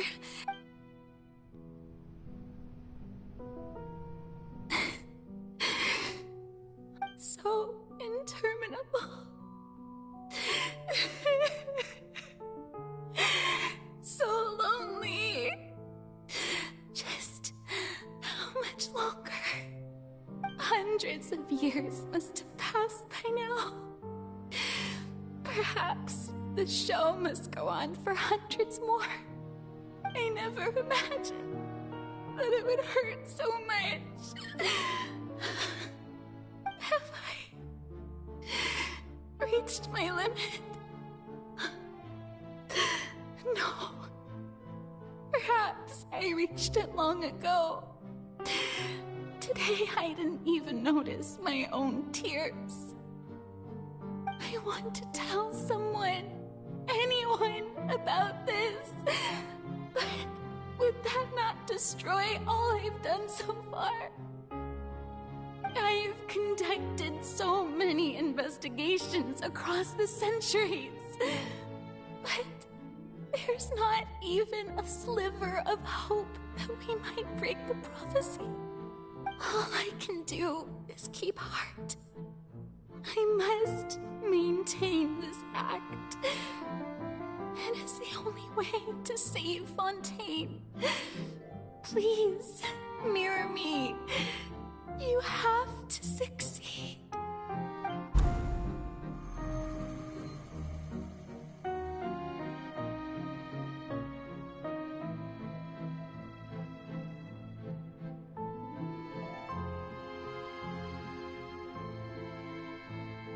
Furina, you don't have to shoulder this burden alone.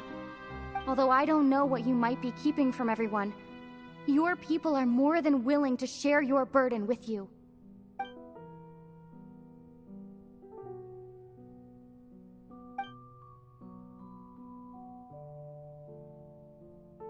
Share my burden.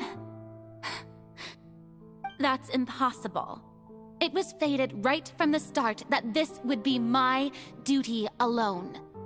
But even if your burden doesn't need to be shared, you can still choose to confide in someone. Just share it with me. I'm what you'd call a witness. A witness? Yes, I've heard that you came to Tevat from beyond the stars, yes. In other words, you never belonged here. And if Tevat is, in its entirety, a show on a stage, then you're just a spectator, aren't you? If that's the case... She's right. I could confide in her, couldn't I? But If things don't play out as expected, the people of Fontaine will be the ones to pay the price. No, Furina. You shouldn't be selfish. But what if it's really alright? Furina, you've worked so hard for so long. Surely it would be okay to put yourself first for once. Just this once. Is it such an outrageous thing to do anyway? To find someone in whom you can confide your frustrations and sorrows? Surely it could not hurt. If you let this opportunity slip through your fingers, it might never come by again. Think about it long and hard.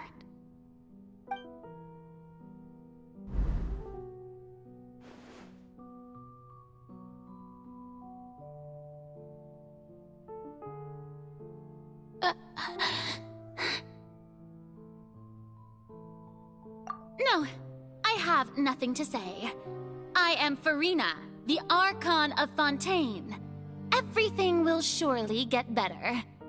All you need to do, dear spectator, is to witness my performance until the curtains fall.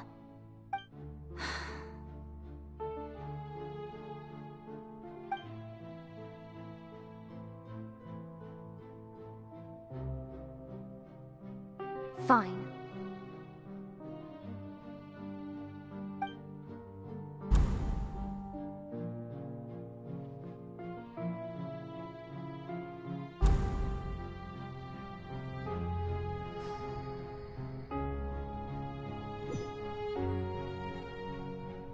So even Furina doesn't know the truth?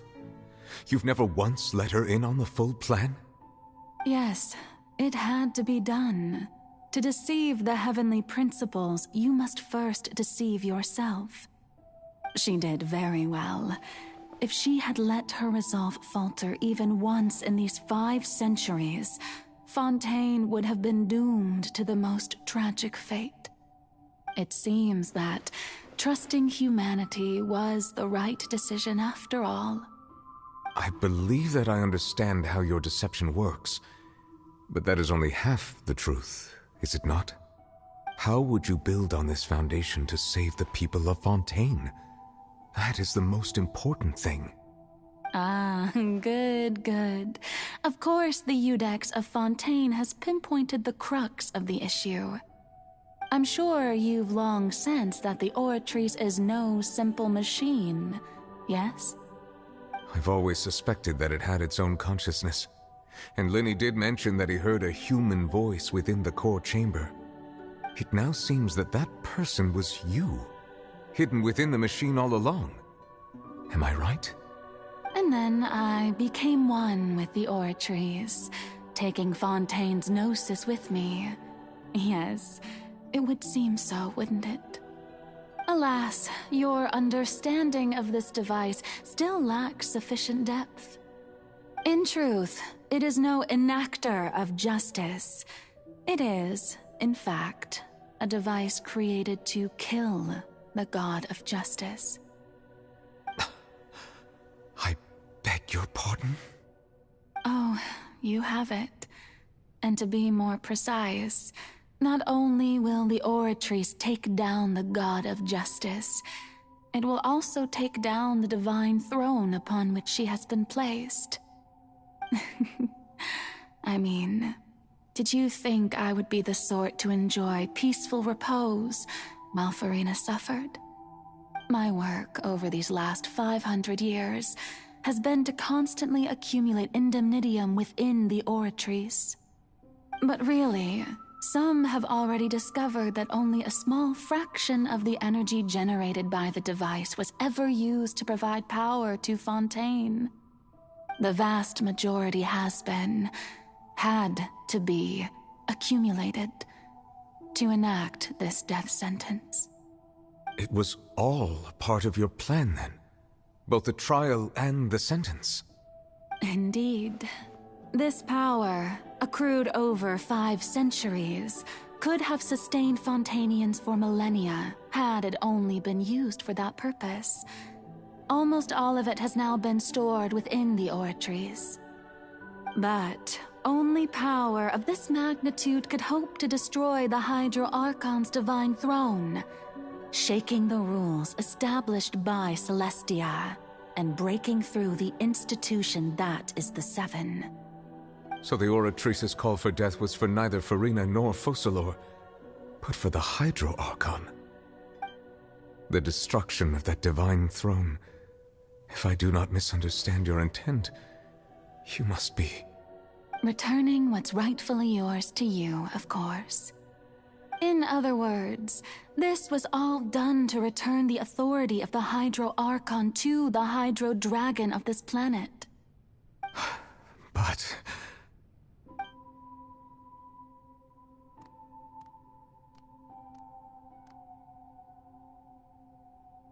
Oh, what? Getting sad again, are we?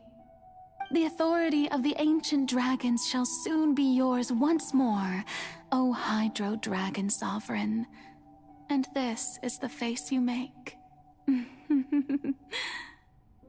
All you've done throughout the years is just so you can sacrifice yourself at the very end.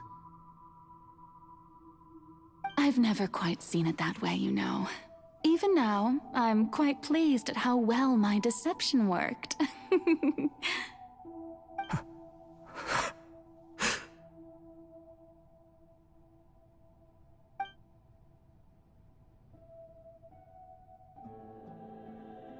Hydro Dragon, don't cry. I must say, had it been within my rights, I would have loved to judge the heavenly principles themselves. Were they not guilty of essentially the same crime? Egeria stole the power of the primordial sea, and the heavenly principles stole the power you ancient dragons possessed. I, for my part, am the god of justice. And is it not just that your original powers should be returned to you? Speaking of justice, I have always believed that justice lies in the process of pursuing human existence itself. So, if the theft of the primordial sea's might was Fontaine's original sin, then, leaving matters of procedural right and wrong aside, the descent of the Fontainians as humans and their right to exist in this world would be Fontaine's original justice. In other words, existence was Egeria's justice, and to me, justice is the continuation of that existence.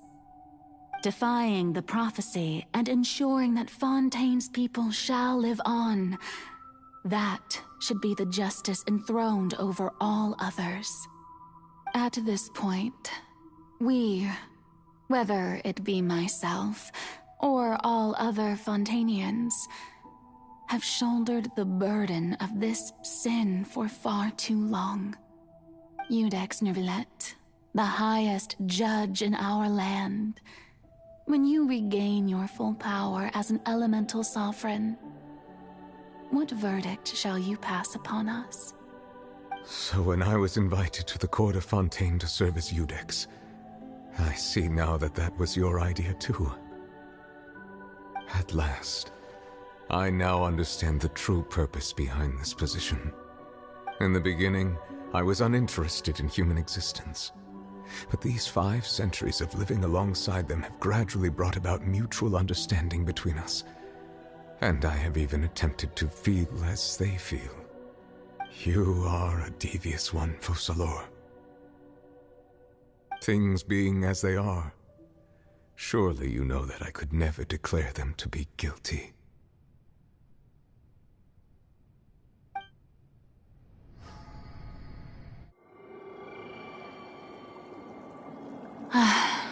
The hour of my execution is almost here. For the sinner, the curtain call has come.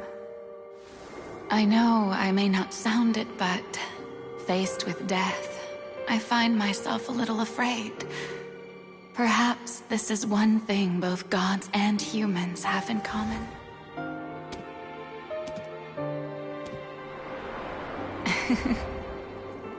Farewell, Nervalette. I hope you've enjoyed the part you played these 500 years.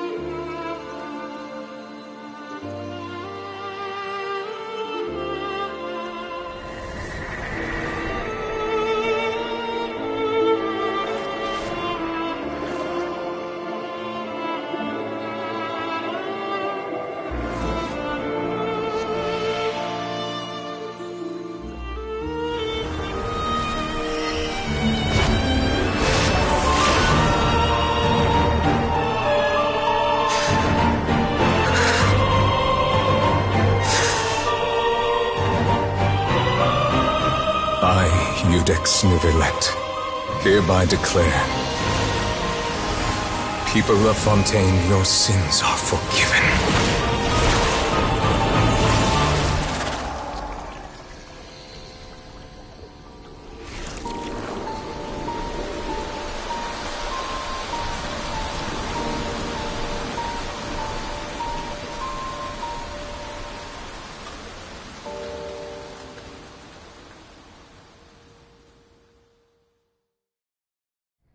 Inactivity serves...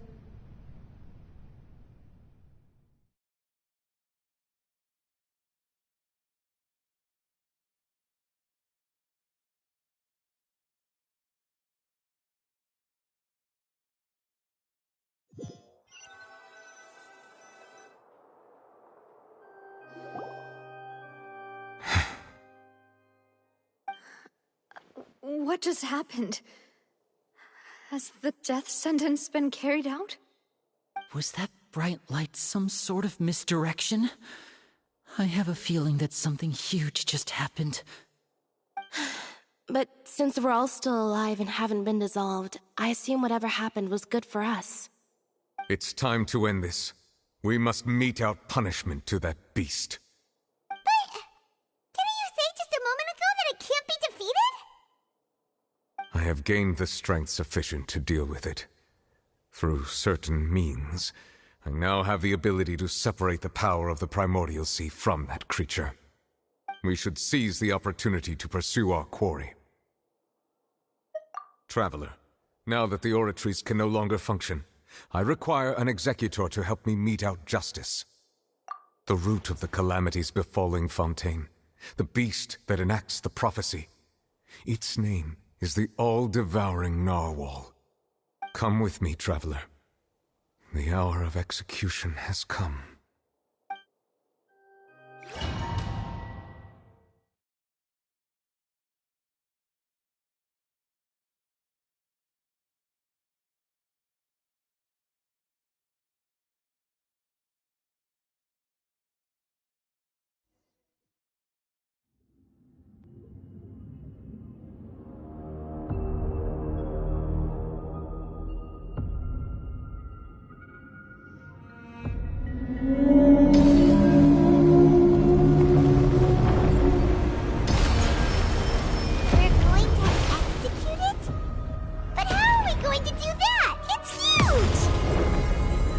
I've already done my best to separate power and primordial sea from the whale. Considering the size of the beast, I cannot reach the power source. Unless we can find a way to attack it from within. I shall share a part of the ancient dragon's power with you. We shall look for an opening together.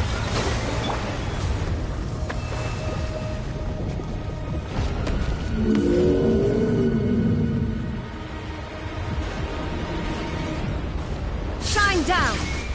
I can feel its sorrow turning into hostility. There is no escape!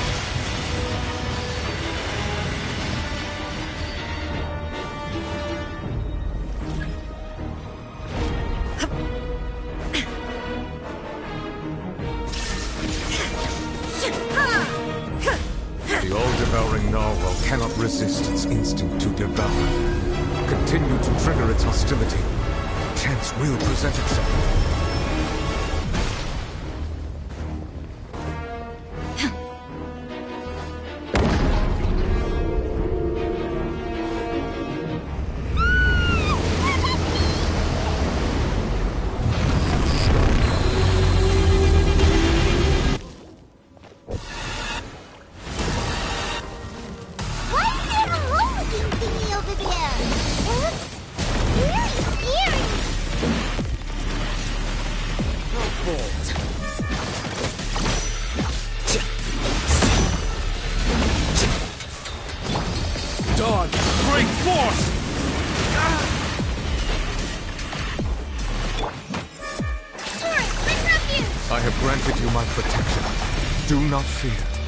Seize the moment and use my power to suppress its root from within.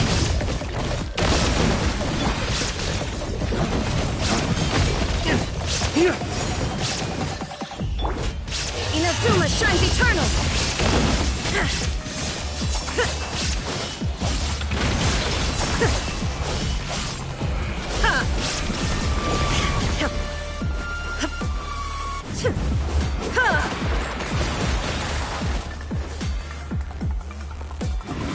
Shine down!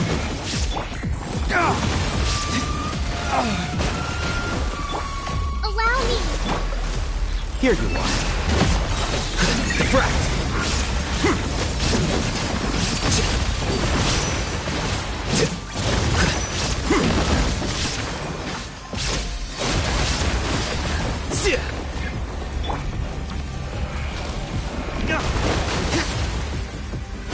Ways to the wicked! Is that all you've got? Illusion shattered!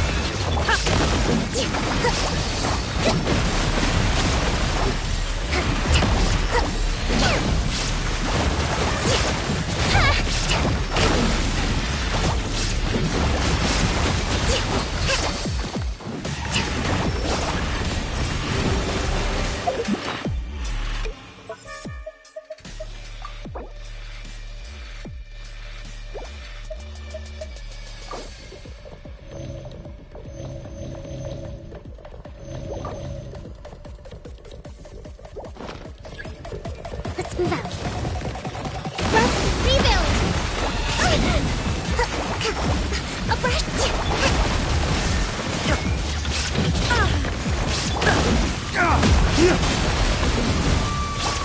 Billowing surge!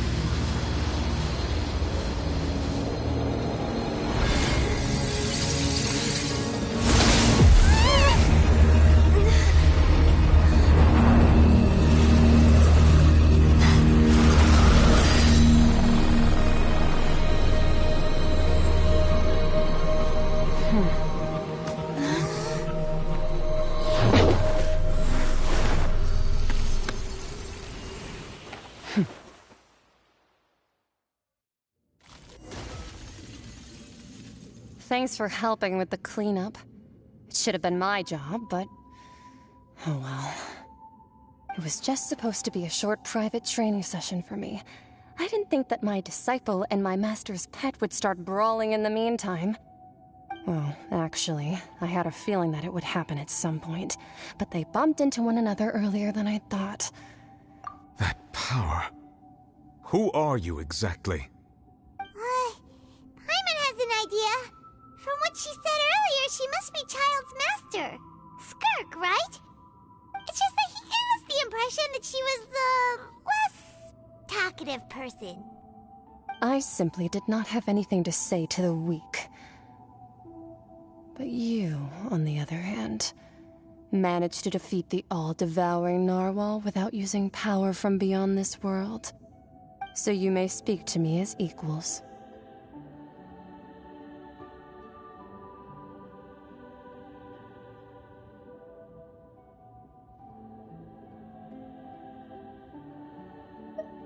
I have to agree. It's a strange use of a planet's primordial waters just to raise an all-devouring narwhal. That kind of power is wasted on it. It's not cooperative, it eats too much, and I have more important things to do with my time than pet sitting. The only thing that creature has going for it is its looks. All in all, it fails as a pet. Miss Skirk? I think you might have missed the point. The point being? Well, being that this pet almost destroyed an entire nation. So what sort of person is your master? Well, Child's master's master. Wait, is that right? Oh, right. So you don't know him. Sorry, I assumed you did. His name is Sertologi. Huh? I am unfamiliar with that name. Huh. So Master isn't sufficiently famous. How should I describe him then? Have you heard of the name The Fowl? The Fowl? Still nothing? Well, how about the Visionary? Vetterfulnir then? Or Gold Rhindaughter? Ooh, that one we've heard! Rhindaughter's part of the Hexen Circle. She's Albedo's mom, right? Oh, so you do know that name. To be honest, I also heard all of those names and titles from my master. I don't actually know them either. But I suppose you understand now, yes? My master is likely a similar sort to Rhindaughter. They are both pursuing some form of perfection. Wait! Didn't you also mention a visionary person? Paimon didn't quite catch their name. Actually, never mind that. I believe it expedient to inform you that the all-devouring narwhal used up nearly all its strength fighting you. Such roiling hydro energies will prove difficult for the planet's deep seas to digest. As such, the Fontaine back on the surface has most likely been thrown into chaos. In other words, the prophecy that you've been fretting over should now be in full swing. What?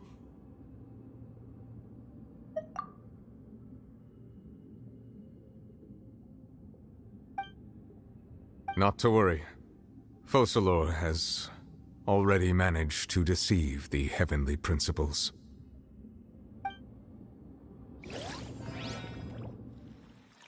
In the end, the people will all be dissolved into the waters, and only Furina will remain, weeping on her throne.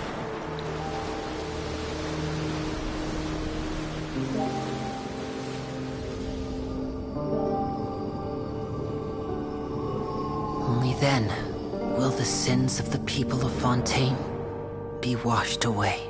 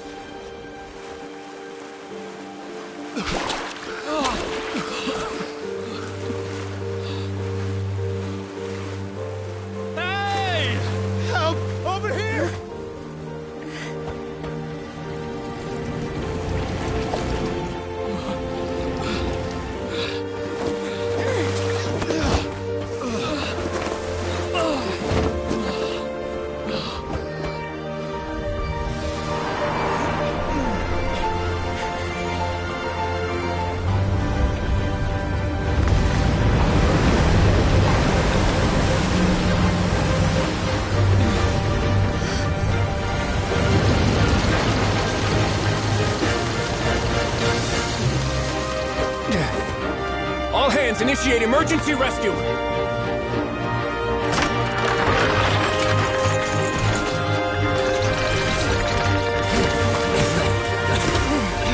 Hurry!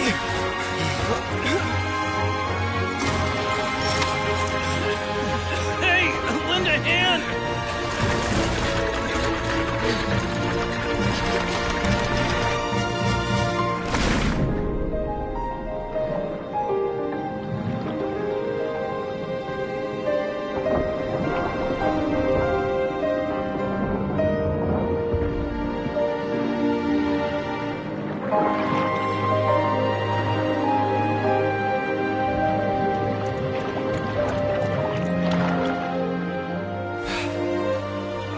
Look! The water's receding! It's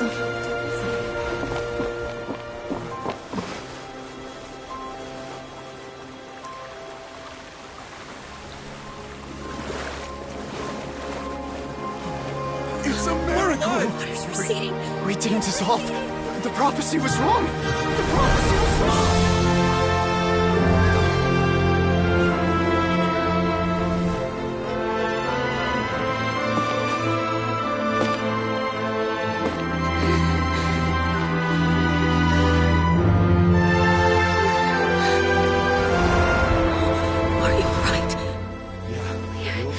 We're saved. The prophecy was wrong.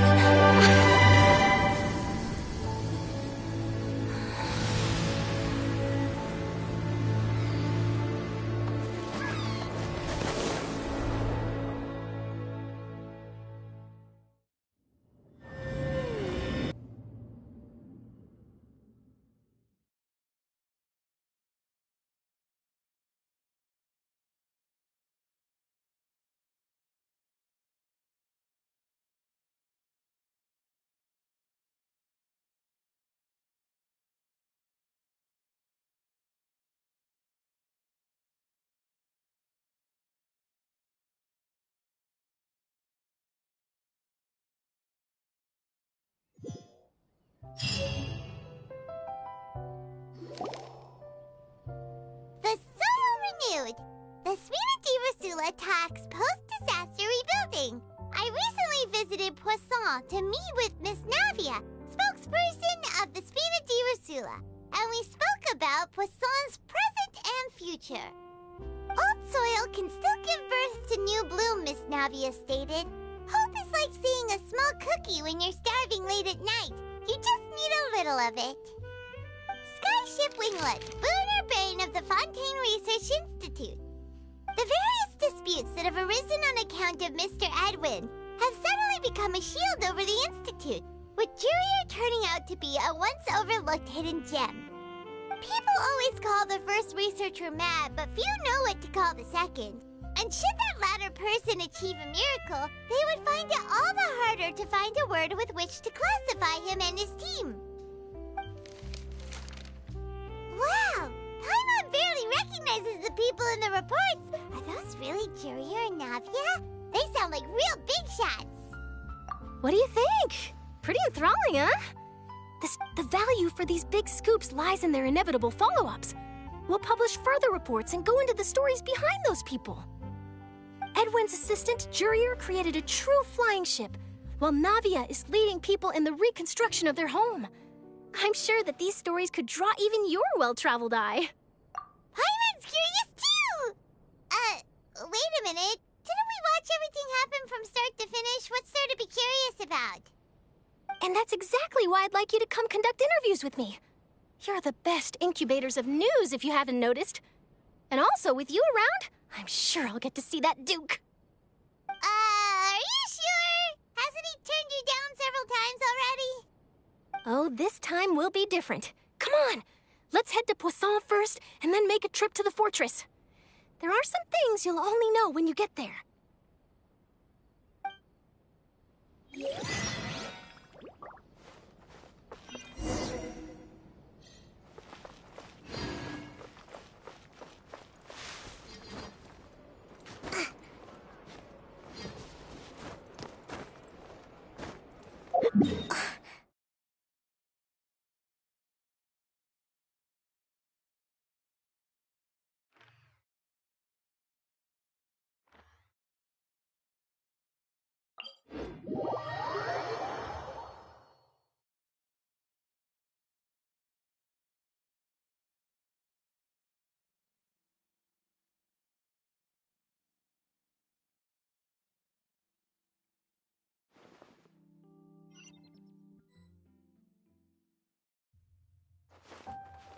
Let's move out.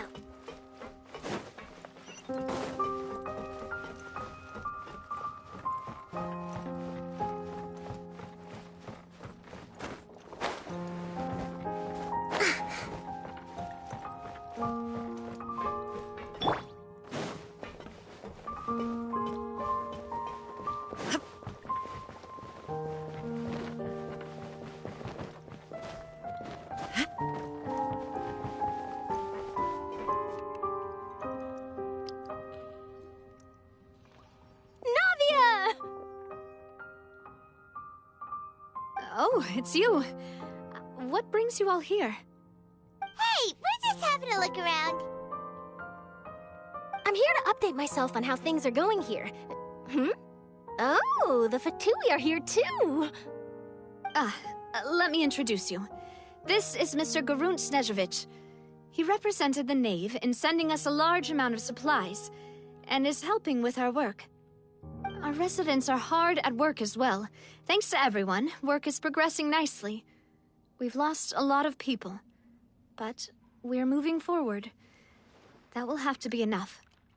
Hello, Miss Charlotte. I'm a big fan of yours. I especially like that article you wrote last year about Fontaine's stray cats. But if you don't mind, could you not emphasize our role too much in your report? It's not charity we're doing here. We just happen to share the same interests as the Spina. I get where you're coming from. I'll keep it as simple as possible. Or would you be willing to feature as friendly neighbors? That would be fine. Thanks. Oh, you're back too. How are things? We finished laying down the construction materials.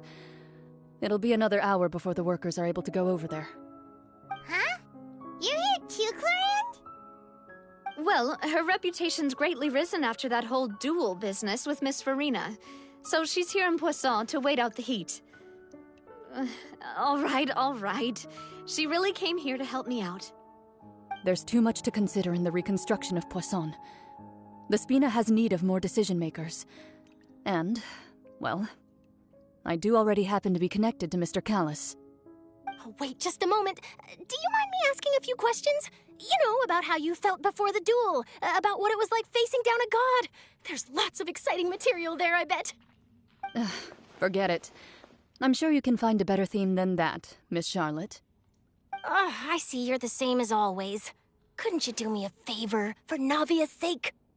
Well, if we're talking about doing things for my sake, you might as well just take a few more photos of me. Or of the Traveler. It's better than wasting time persuading Clorinde, at any rate. Of course I will. I'm not gonna let her off that easy. All right, then everyone who wants to be in the photo, gather up. And smile.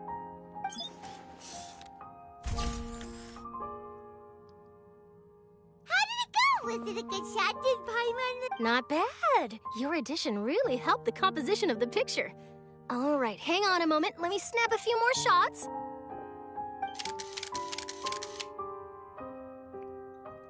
All right, that should do it. I'll be back here later anyway, so let's call it a day. You're very quick. Speed is of the essence when it comes to the news, and freshness is the key. Also, not to brag, but I'm pretty good at building connections. Who knows? I might eventually get that interview with you after all, Miss Clorinde. Wow, you really do have that never say die spirit. I'm impressed. I'll hazard a guess that this is how you got that interview at the Fortress of Maripede. Whoa, you're well informed. Let me make a guess, too. I asked Sijuin, who told Monsieur Nervillet, and he told you, right? That's a very complete information chain. In truth, all Monsieur Nervillet asked me was, when did the fortress become so friendly towards the media?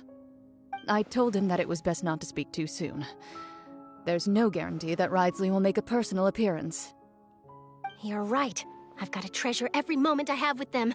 In which case, I'll be making a move first. Stay safe now, and tell me if you hear anything interesting. I'll treat you to afternoon tea in exchange.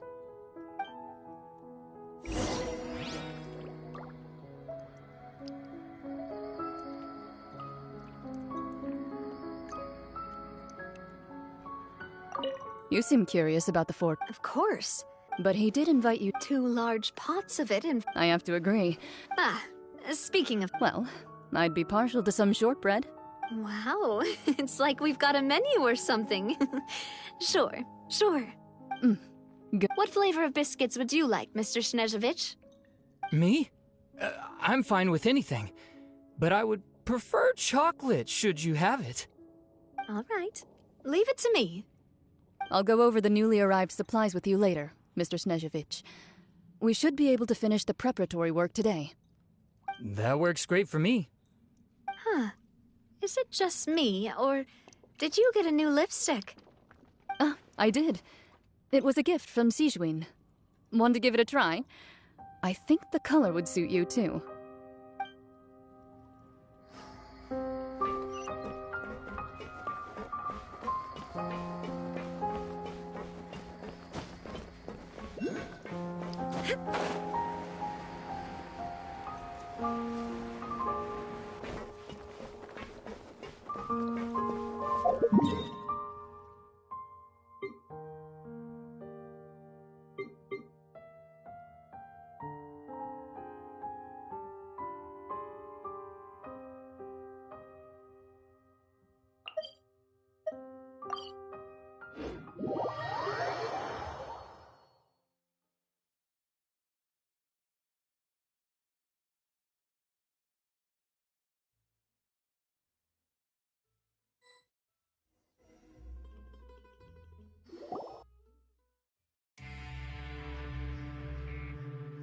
Wow, guess we're here again, huh?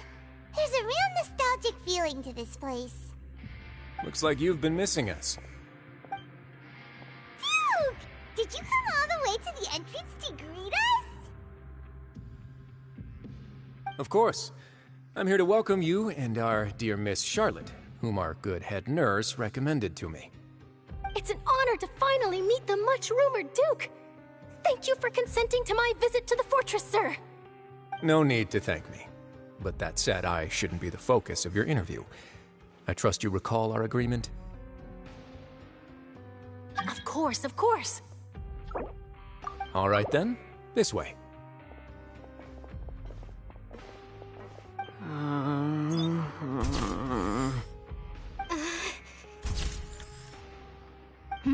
Hey, no need to be so nervous. I've already taken all the photos we need. Miss Charlotte, do these pictures really need to be published on the cover of the Steambird? It would seem that Miss Lorvine doesn't want her face to appear beside that of Mr. Jurier, Sir, please don't say things like that. But it looks like dear Mr. Jurier denies it.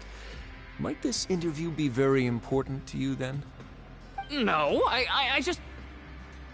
This is my first time being interviewed, and I'm very thankful to the Steambird for... Now, I might not look it, but I actually did meet Mr. Edwin once. And I'll be honest, I enjoyed chatting with you more. You've definitely got more of that genius vibe going on. The boat that brought about a miracle, the ark that saved the people.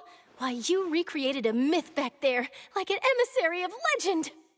Still, if I might ask, where's that flying ship now? Huh! Looks like Charlotte's trying to get herself another exclusive scoop.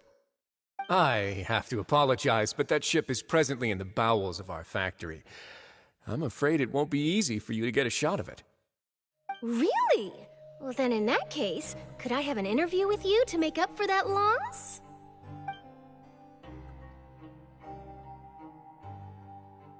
You already know my answer, I'm afraid. Best you interview our head nurse instead.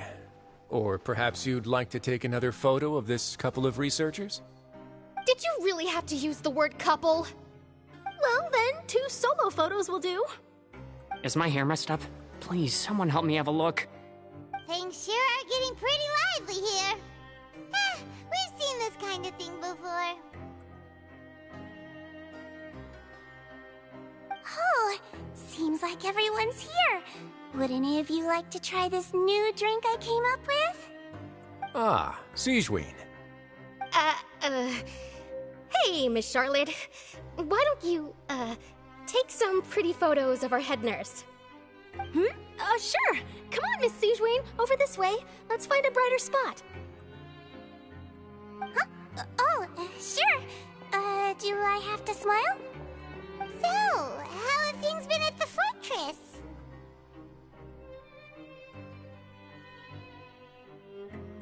Same old, as you can see. Fontaine's undergone some changes, but this place is still more or less the same. Other than that flying ship, it got a tad too much attention, I think. That's why I decided to let the interview go through. We should direct more public opinions toward the behind-the-scenes heroes. Am I right, Mr. Jurrier? Miss Lurvine? You're too kind, sir. I believe that you too should have your day in the sun. Not that you would want that, which is a pity. I'll just leave the spotlight to you two.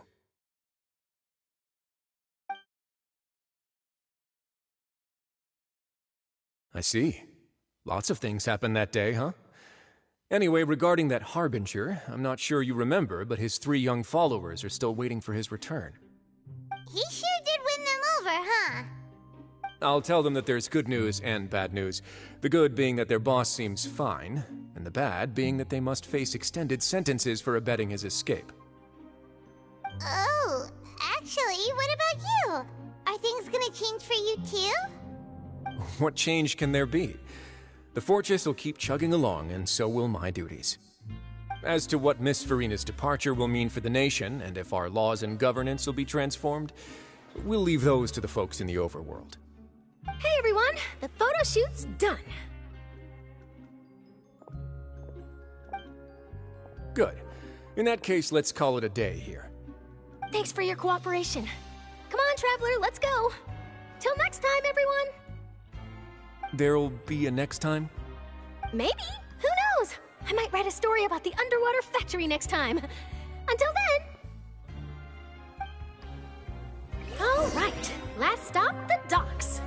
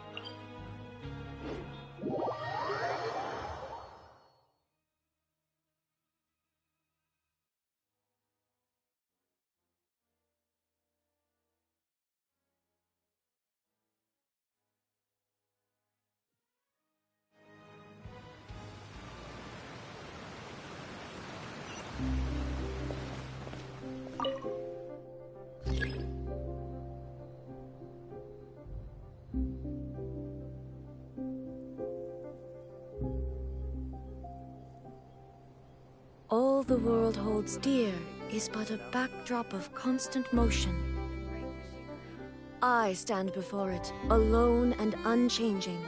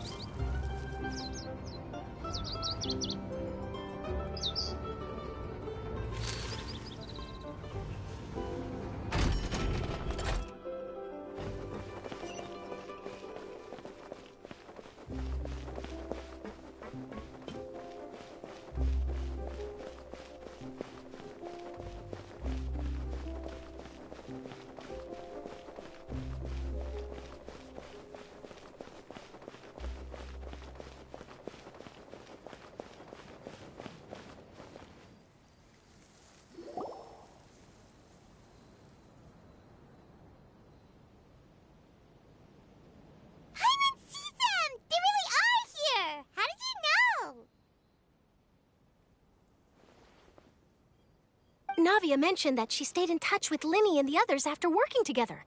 Apparently, they've been at the docks distributing these strange pockets the whole time since. Traveler, Paimon. Ah, and Miss Charlotte, too. Would you like a magic pocket? What sort of gadget is it? It's a wondrous bag that can be used to carry many things. The water level has returned to normal, but if you see any of your things floating around, you can use this to carry them. Or you could trick a friend into doing it for you. Trick a friend? I wonder which of my friends would fall for that.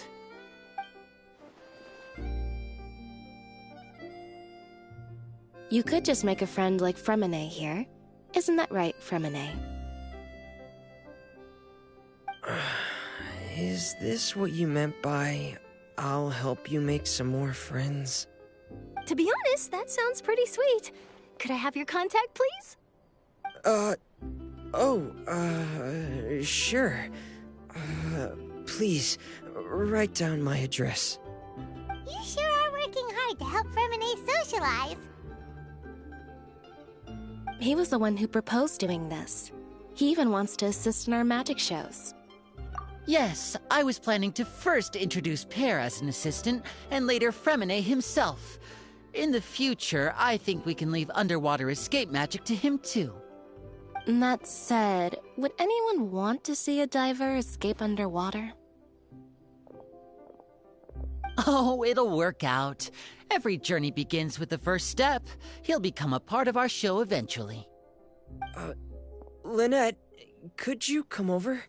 Miss Charlotte says she wants to take a picture of us. Got it. My, that Charlotte is rather perceptive. She got rid of everyone the moment she realized I had something to say to you. Father says that you did a great deal during the latest events. She's very grateful for your contributions to Fontaine. That's all right. We were more than happy to help. So, what's she doing now? Oh, I guess you haven't heard. Well, after Lady Farina left, Father and Monsieur Neuvillette opened negotiations, during which he gave Fontaine's gnosis to her as a diplomatic gift. A diplomatic gift? A gnosis? Yes, I was quite surprised at first myself. But when I thought it over, there were actually a number of things going for it. It could have been done as an apology for the incident with Lord Child, or as thanks for his help in tying the all-devouring narwhal down. Furthermore, Father did also lend significant aid to Fontaine and Poisson.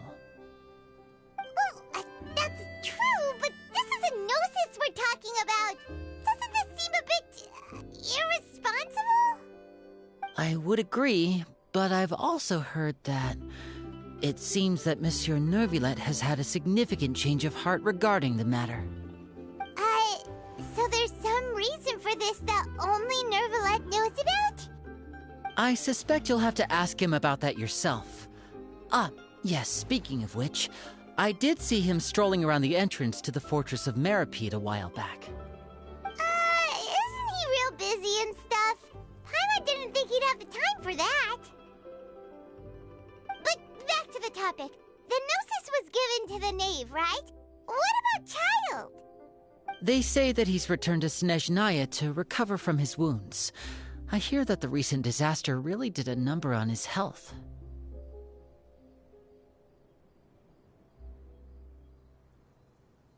That's true. When you think about it, we've had loads of run-ins with the Fatui.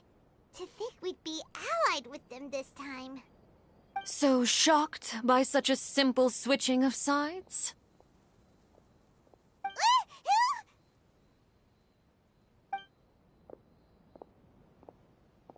Father!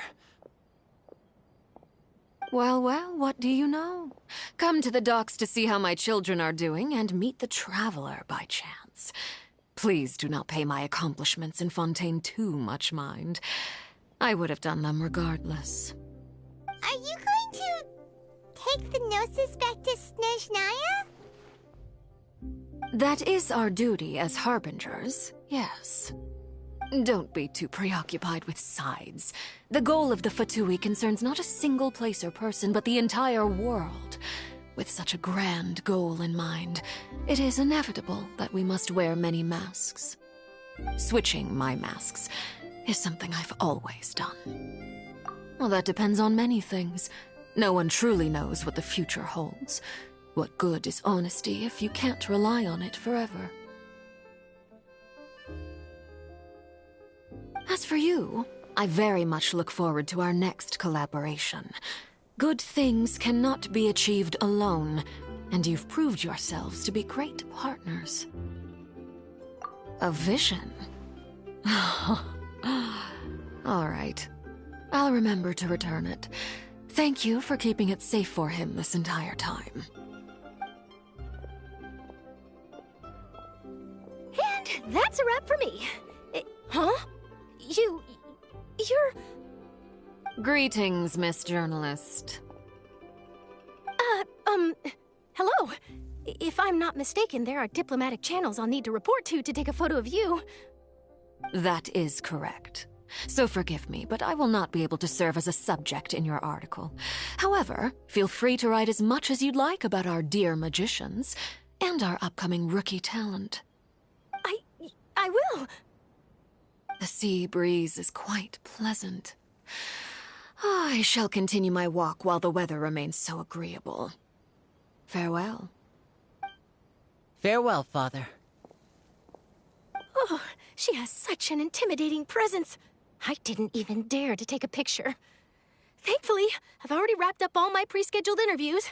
Thank you all. This'll be more than enough for me to write about, I'm sure. Don't be too nervous. Why don't you take a magic pocket before you go? Here, Traveler, Paimon, you take one too. To move things about? That's right. Funny. I was giving out magic pockets when we first met too. And what do you know? I'm doing the exact same thing right now. So many things have happened, but the pockets are still the pockets. I guess this must be life. We will all follow our own paths, and serendipity will lead you to your fated friends. All right then. We'll be handing out pockets in some other districts later, so we'll get going now. Have a good day, you two.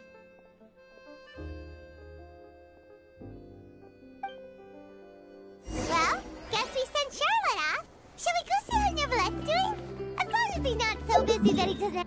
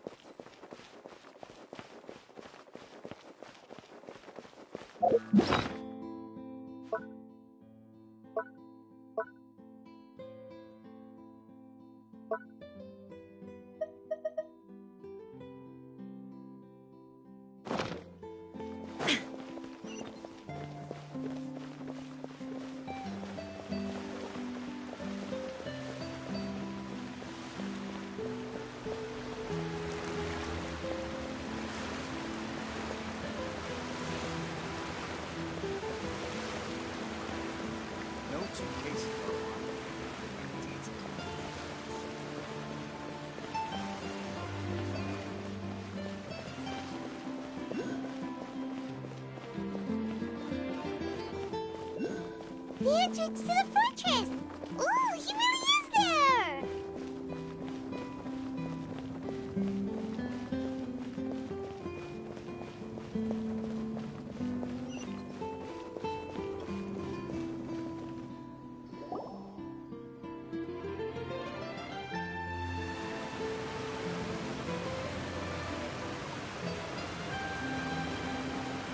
So, you really are here, Neverlet!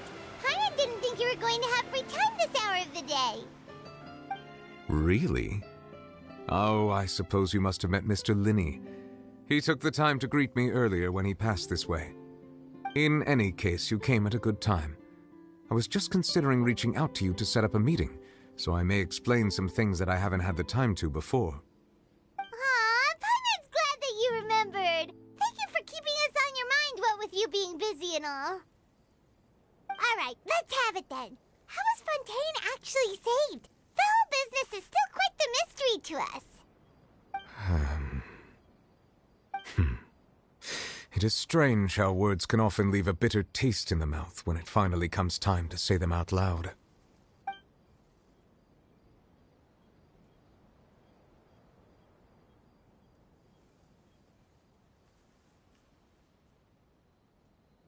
Whoa.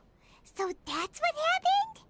Focalor destroyed the divine throne of the Hydro Archon and restored your power to you, transforming you into a fully fledged elemental dragon sovereign. But Paimon still doesn't quite get what you did to save the Fontainians from dissolving. For me, the authority of the ancient dragons refers to absolute control over the hydro element. Fontainians were incomplete humans born of Egeria's use of the power of the primordial sea, with constitutions similar to that of mimics. But so long as those primordial energies remain within them, I could use the ancient dragon's authority to grant them true blood, after the fashion in which life was first brought into being on this planet.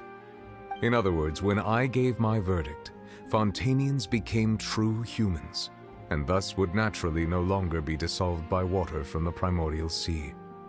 Focalor must have counted on you to make that decision as well. Your verdict was the key to making the prophecy appear to have come true while saving everyone. Yeah, and in a manner of speaking, Focalor finally managed to fulfill the original Hydro Archon's wish to turn Oceanids into real people too! It seems from your expressions that you still have more things you wish to ask. Ask away. I will tell you the truth as I know it.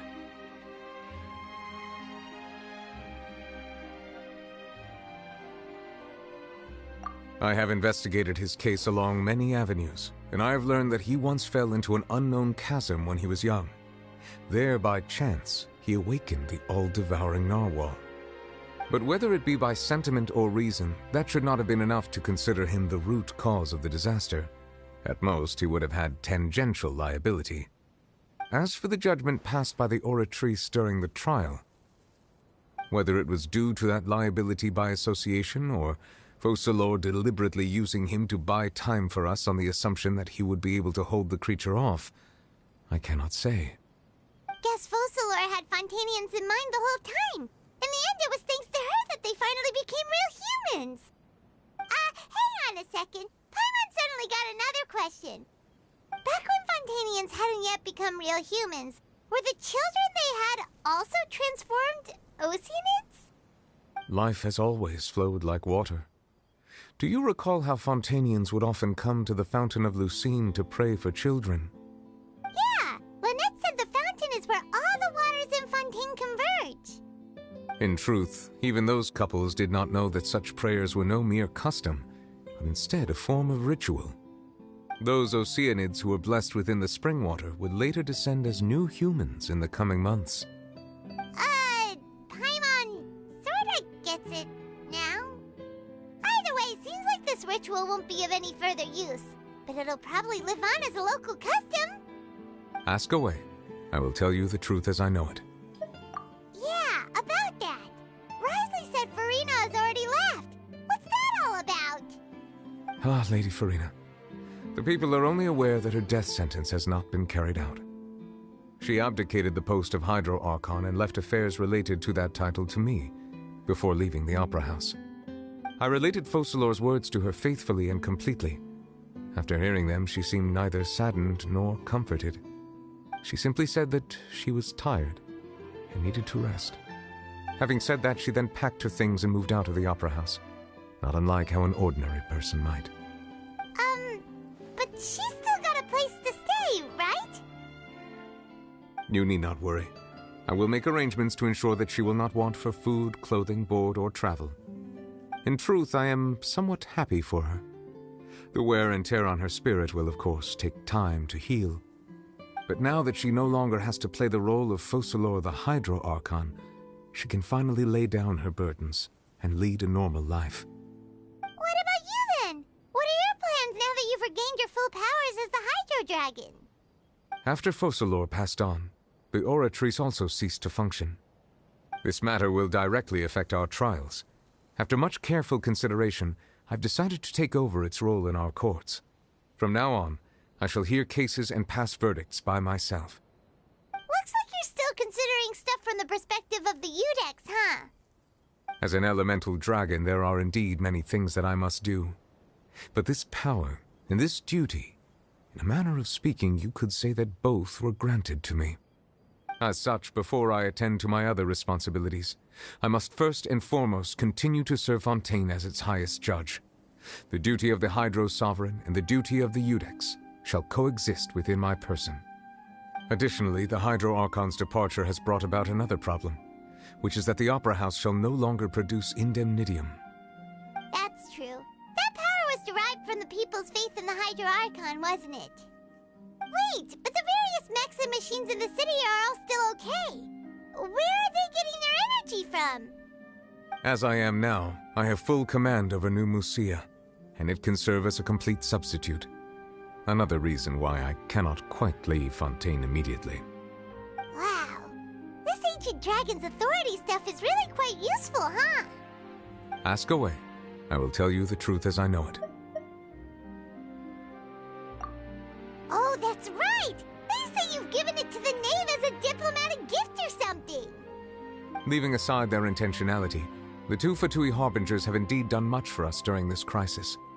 Their sole remaining goal in Fontaine, at least at this point, would seem to be the Gnosis. The Oratrice has ceased to function. The Hydro Archon's divine throne is now no more, and I do not need the Gnosis's power. As such, it has lost all meaning for Fontaine. If the Fatui have impure designs, then we might as well accede to their request now, and avoid unnecessary conflict. What complicated considerations! Paimon thought you were just giving it to them out of gratitude to the knave and as an apology to Child. Ask away. I will tell you the truth as I know it. You will soon be heading to Natlan, I presume. I'm afraid that I have little talent as a travel guide, so all I can do is tell you what I know about that land. As far as I'm aware, Natlan can be said to be a nation of dragons. A nation of dragons? You mean like you? No, I suspect that I would not find myself welcome there. Unlike ancient dragons such as myself, the dragons of Natlan have undergone long years of development and evolution. Large numbers of them have entered a form of coexistence with humanity. Natlan is also the nation of war.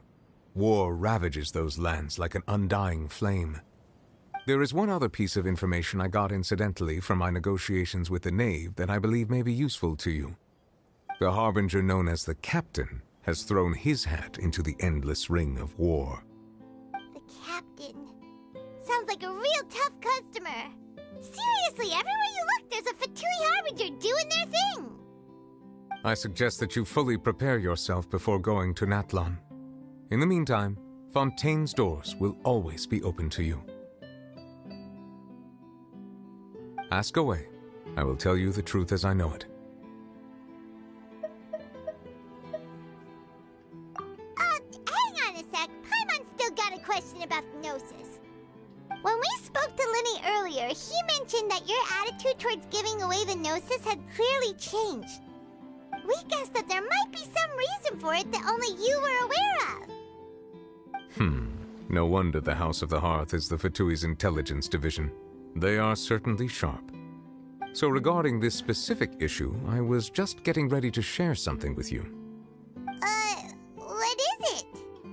In truth, I exchanged some further words with that lady named Skirk after sending you two back to the surface.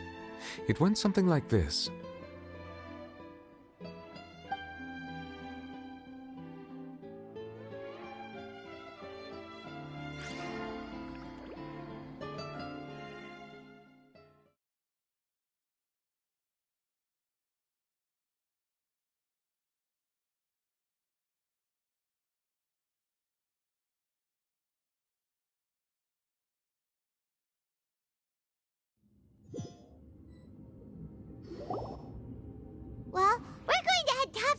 what's going on. You hurry over soon as well, all right, Nervalet? Whoa! What next? The all-devouring narwhal isn't here, so I'm no longer getting any interference. I can finally catch the scent of your power, what it's made of. It is the authority of the planet's primordial dragons, but with something very similar to a god's curse mixed in. It's quite a novel blend. I'm sure I've encountered something like this before. What was it again? I do not know what you speak of. Ah, of course. How could I forget? You should have the remains of the third descender on your person, yes? Remains? I've never heard of any such thing. Huh. According to your parlance, I believe it may be called a gnosis. Well, that much is true. After Focalor's divinity faded, she handed her gnosis to me. But I fear I have never heard of it described in the manner that you just did. I've been training with my master, the Foul, ever since I was young, and I have never returned to the surface since. So most of the information I possess, I got from him. It is only natural for those who are greater than humanity to possess a different sort of common sense, which is why there are so many problems in our attempts to communicate with humans. Regardless, you should probably get rid of objects of misfortune to prevent any disasters from befalling you. To live in itself is a blessing, but once a person dies, the bonds he once had with this world shall all turn to curses. What do you mean by that? No need to fret. These are just my personal thoughts, and my reason for no longer wishing to return to the surface. This third descender you refer to, who are they? And when did they die? Master never mentioned them to me. Perhaps it just wasn't that important for me to know. If you're interested, though, I could ask him. I'll be sure to pass the answer on to you next time. Next time? You believe we will meet again? I do. Wait. I have a disciple of my own, don't I? He can be the messenger, then.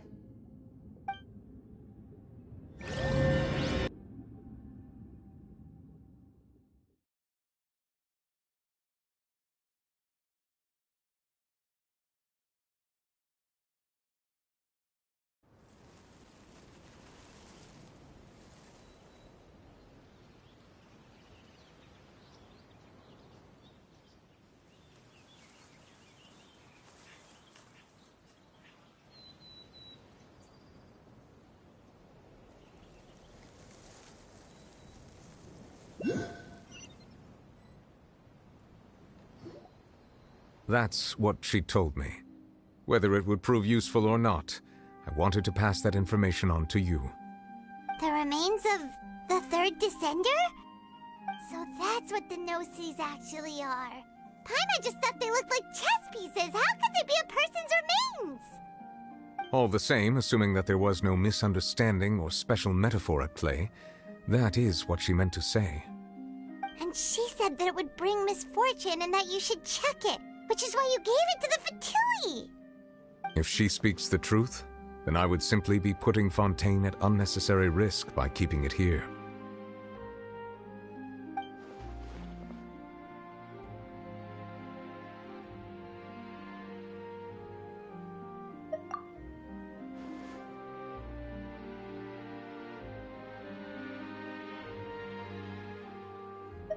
I had guessed that you might already be familiar with this concept, but I did not expect you to be one of them. That means that the Gnosis, which are exceedingly element-compatible and can even enhance elemental abilities, do indeed come from the third descender. I wonder, does your body also possess similar properties?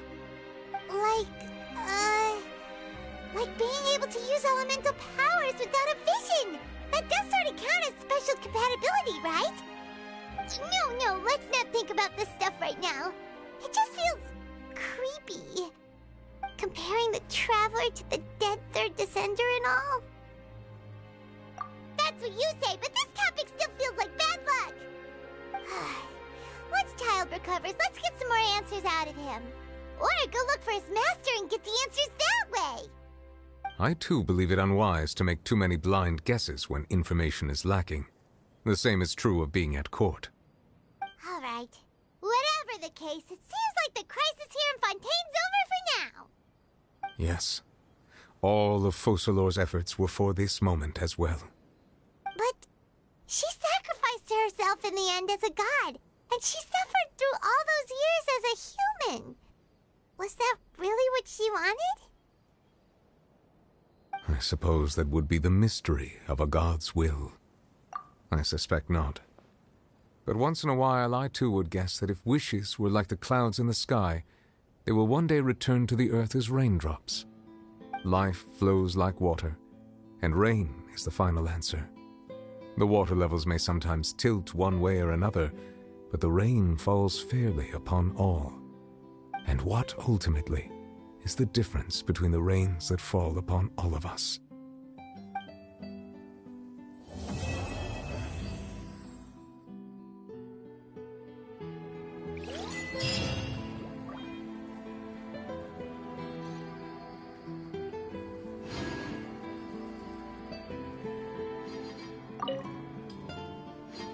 It seems from your expressions that you still ask away. I will tell you the truth as I know it.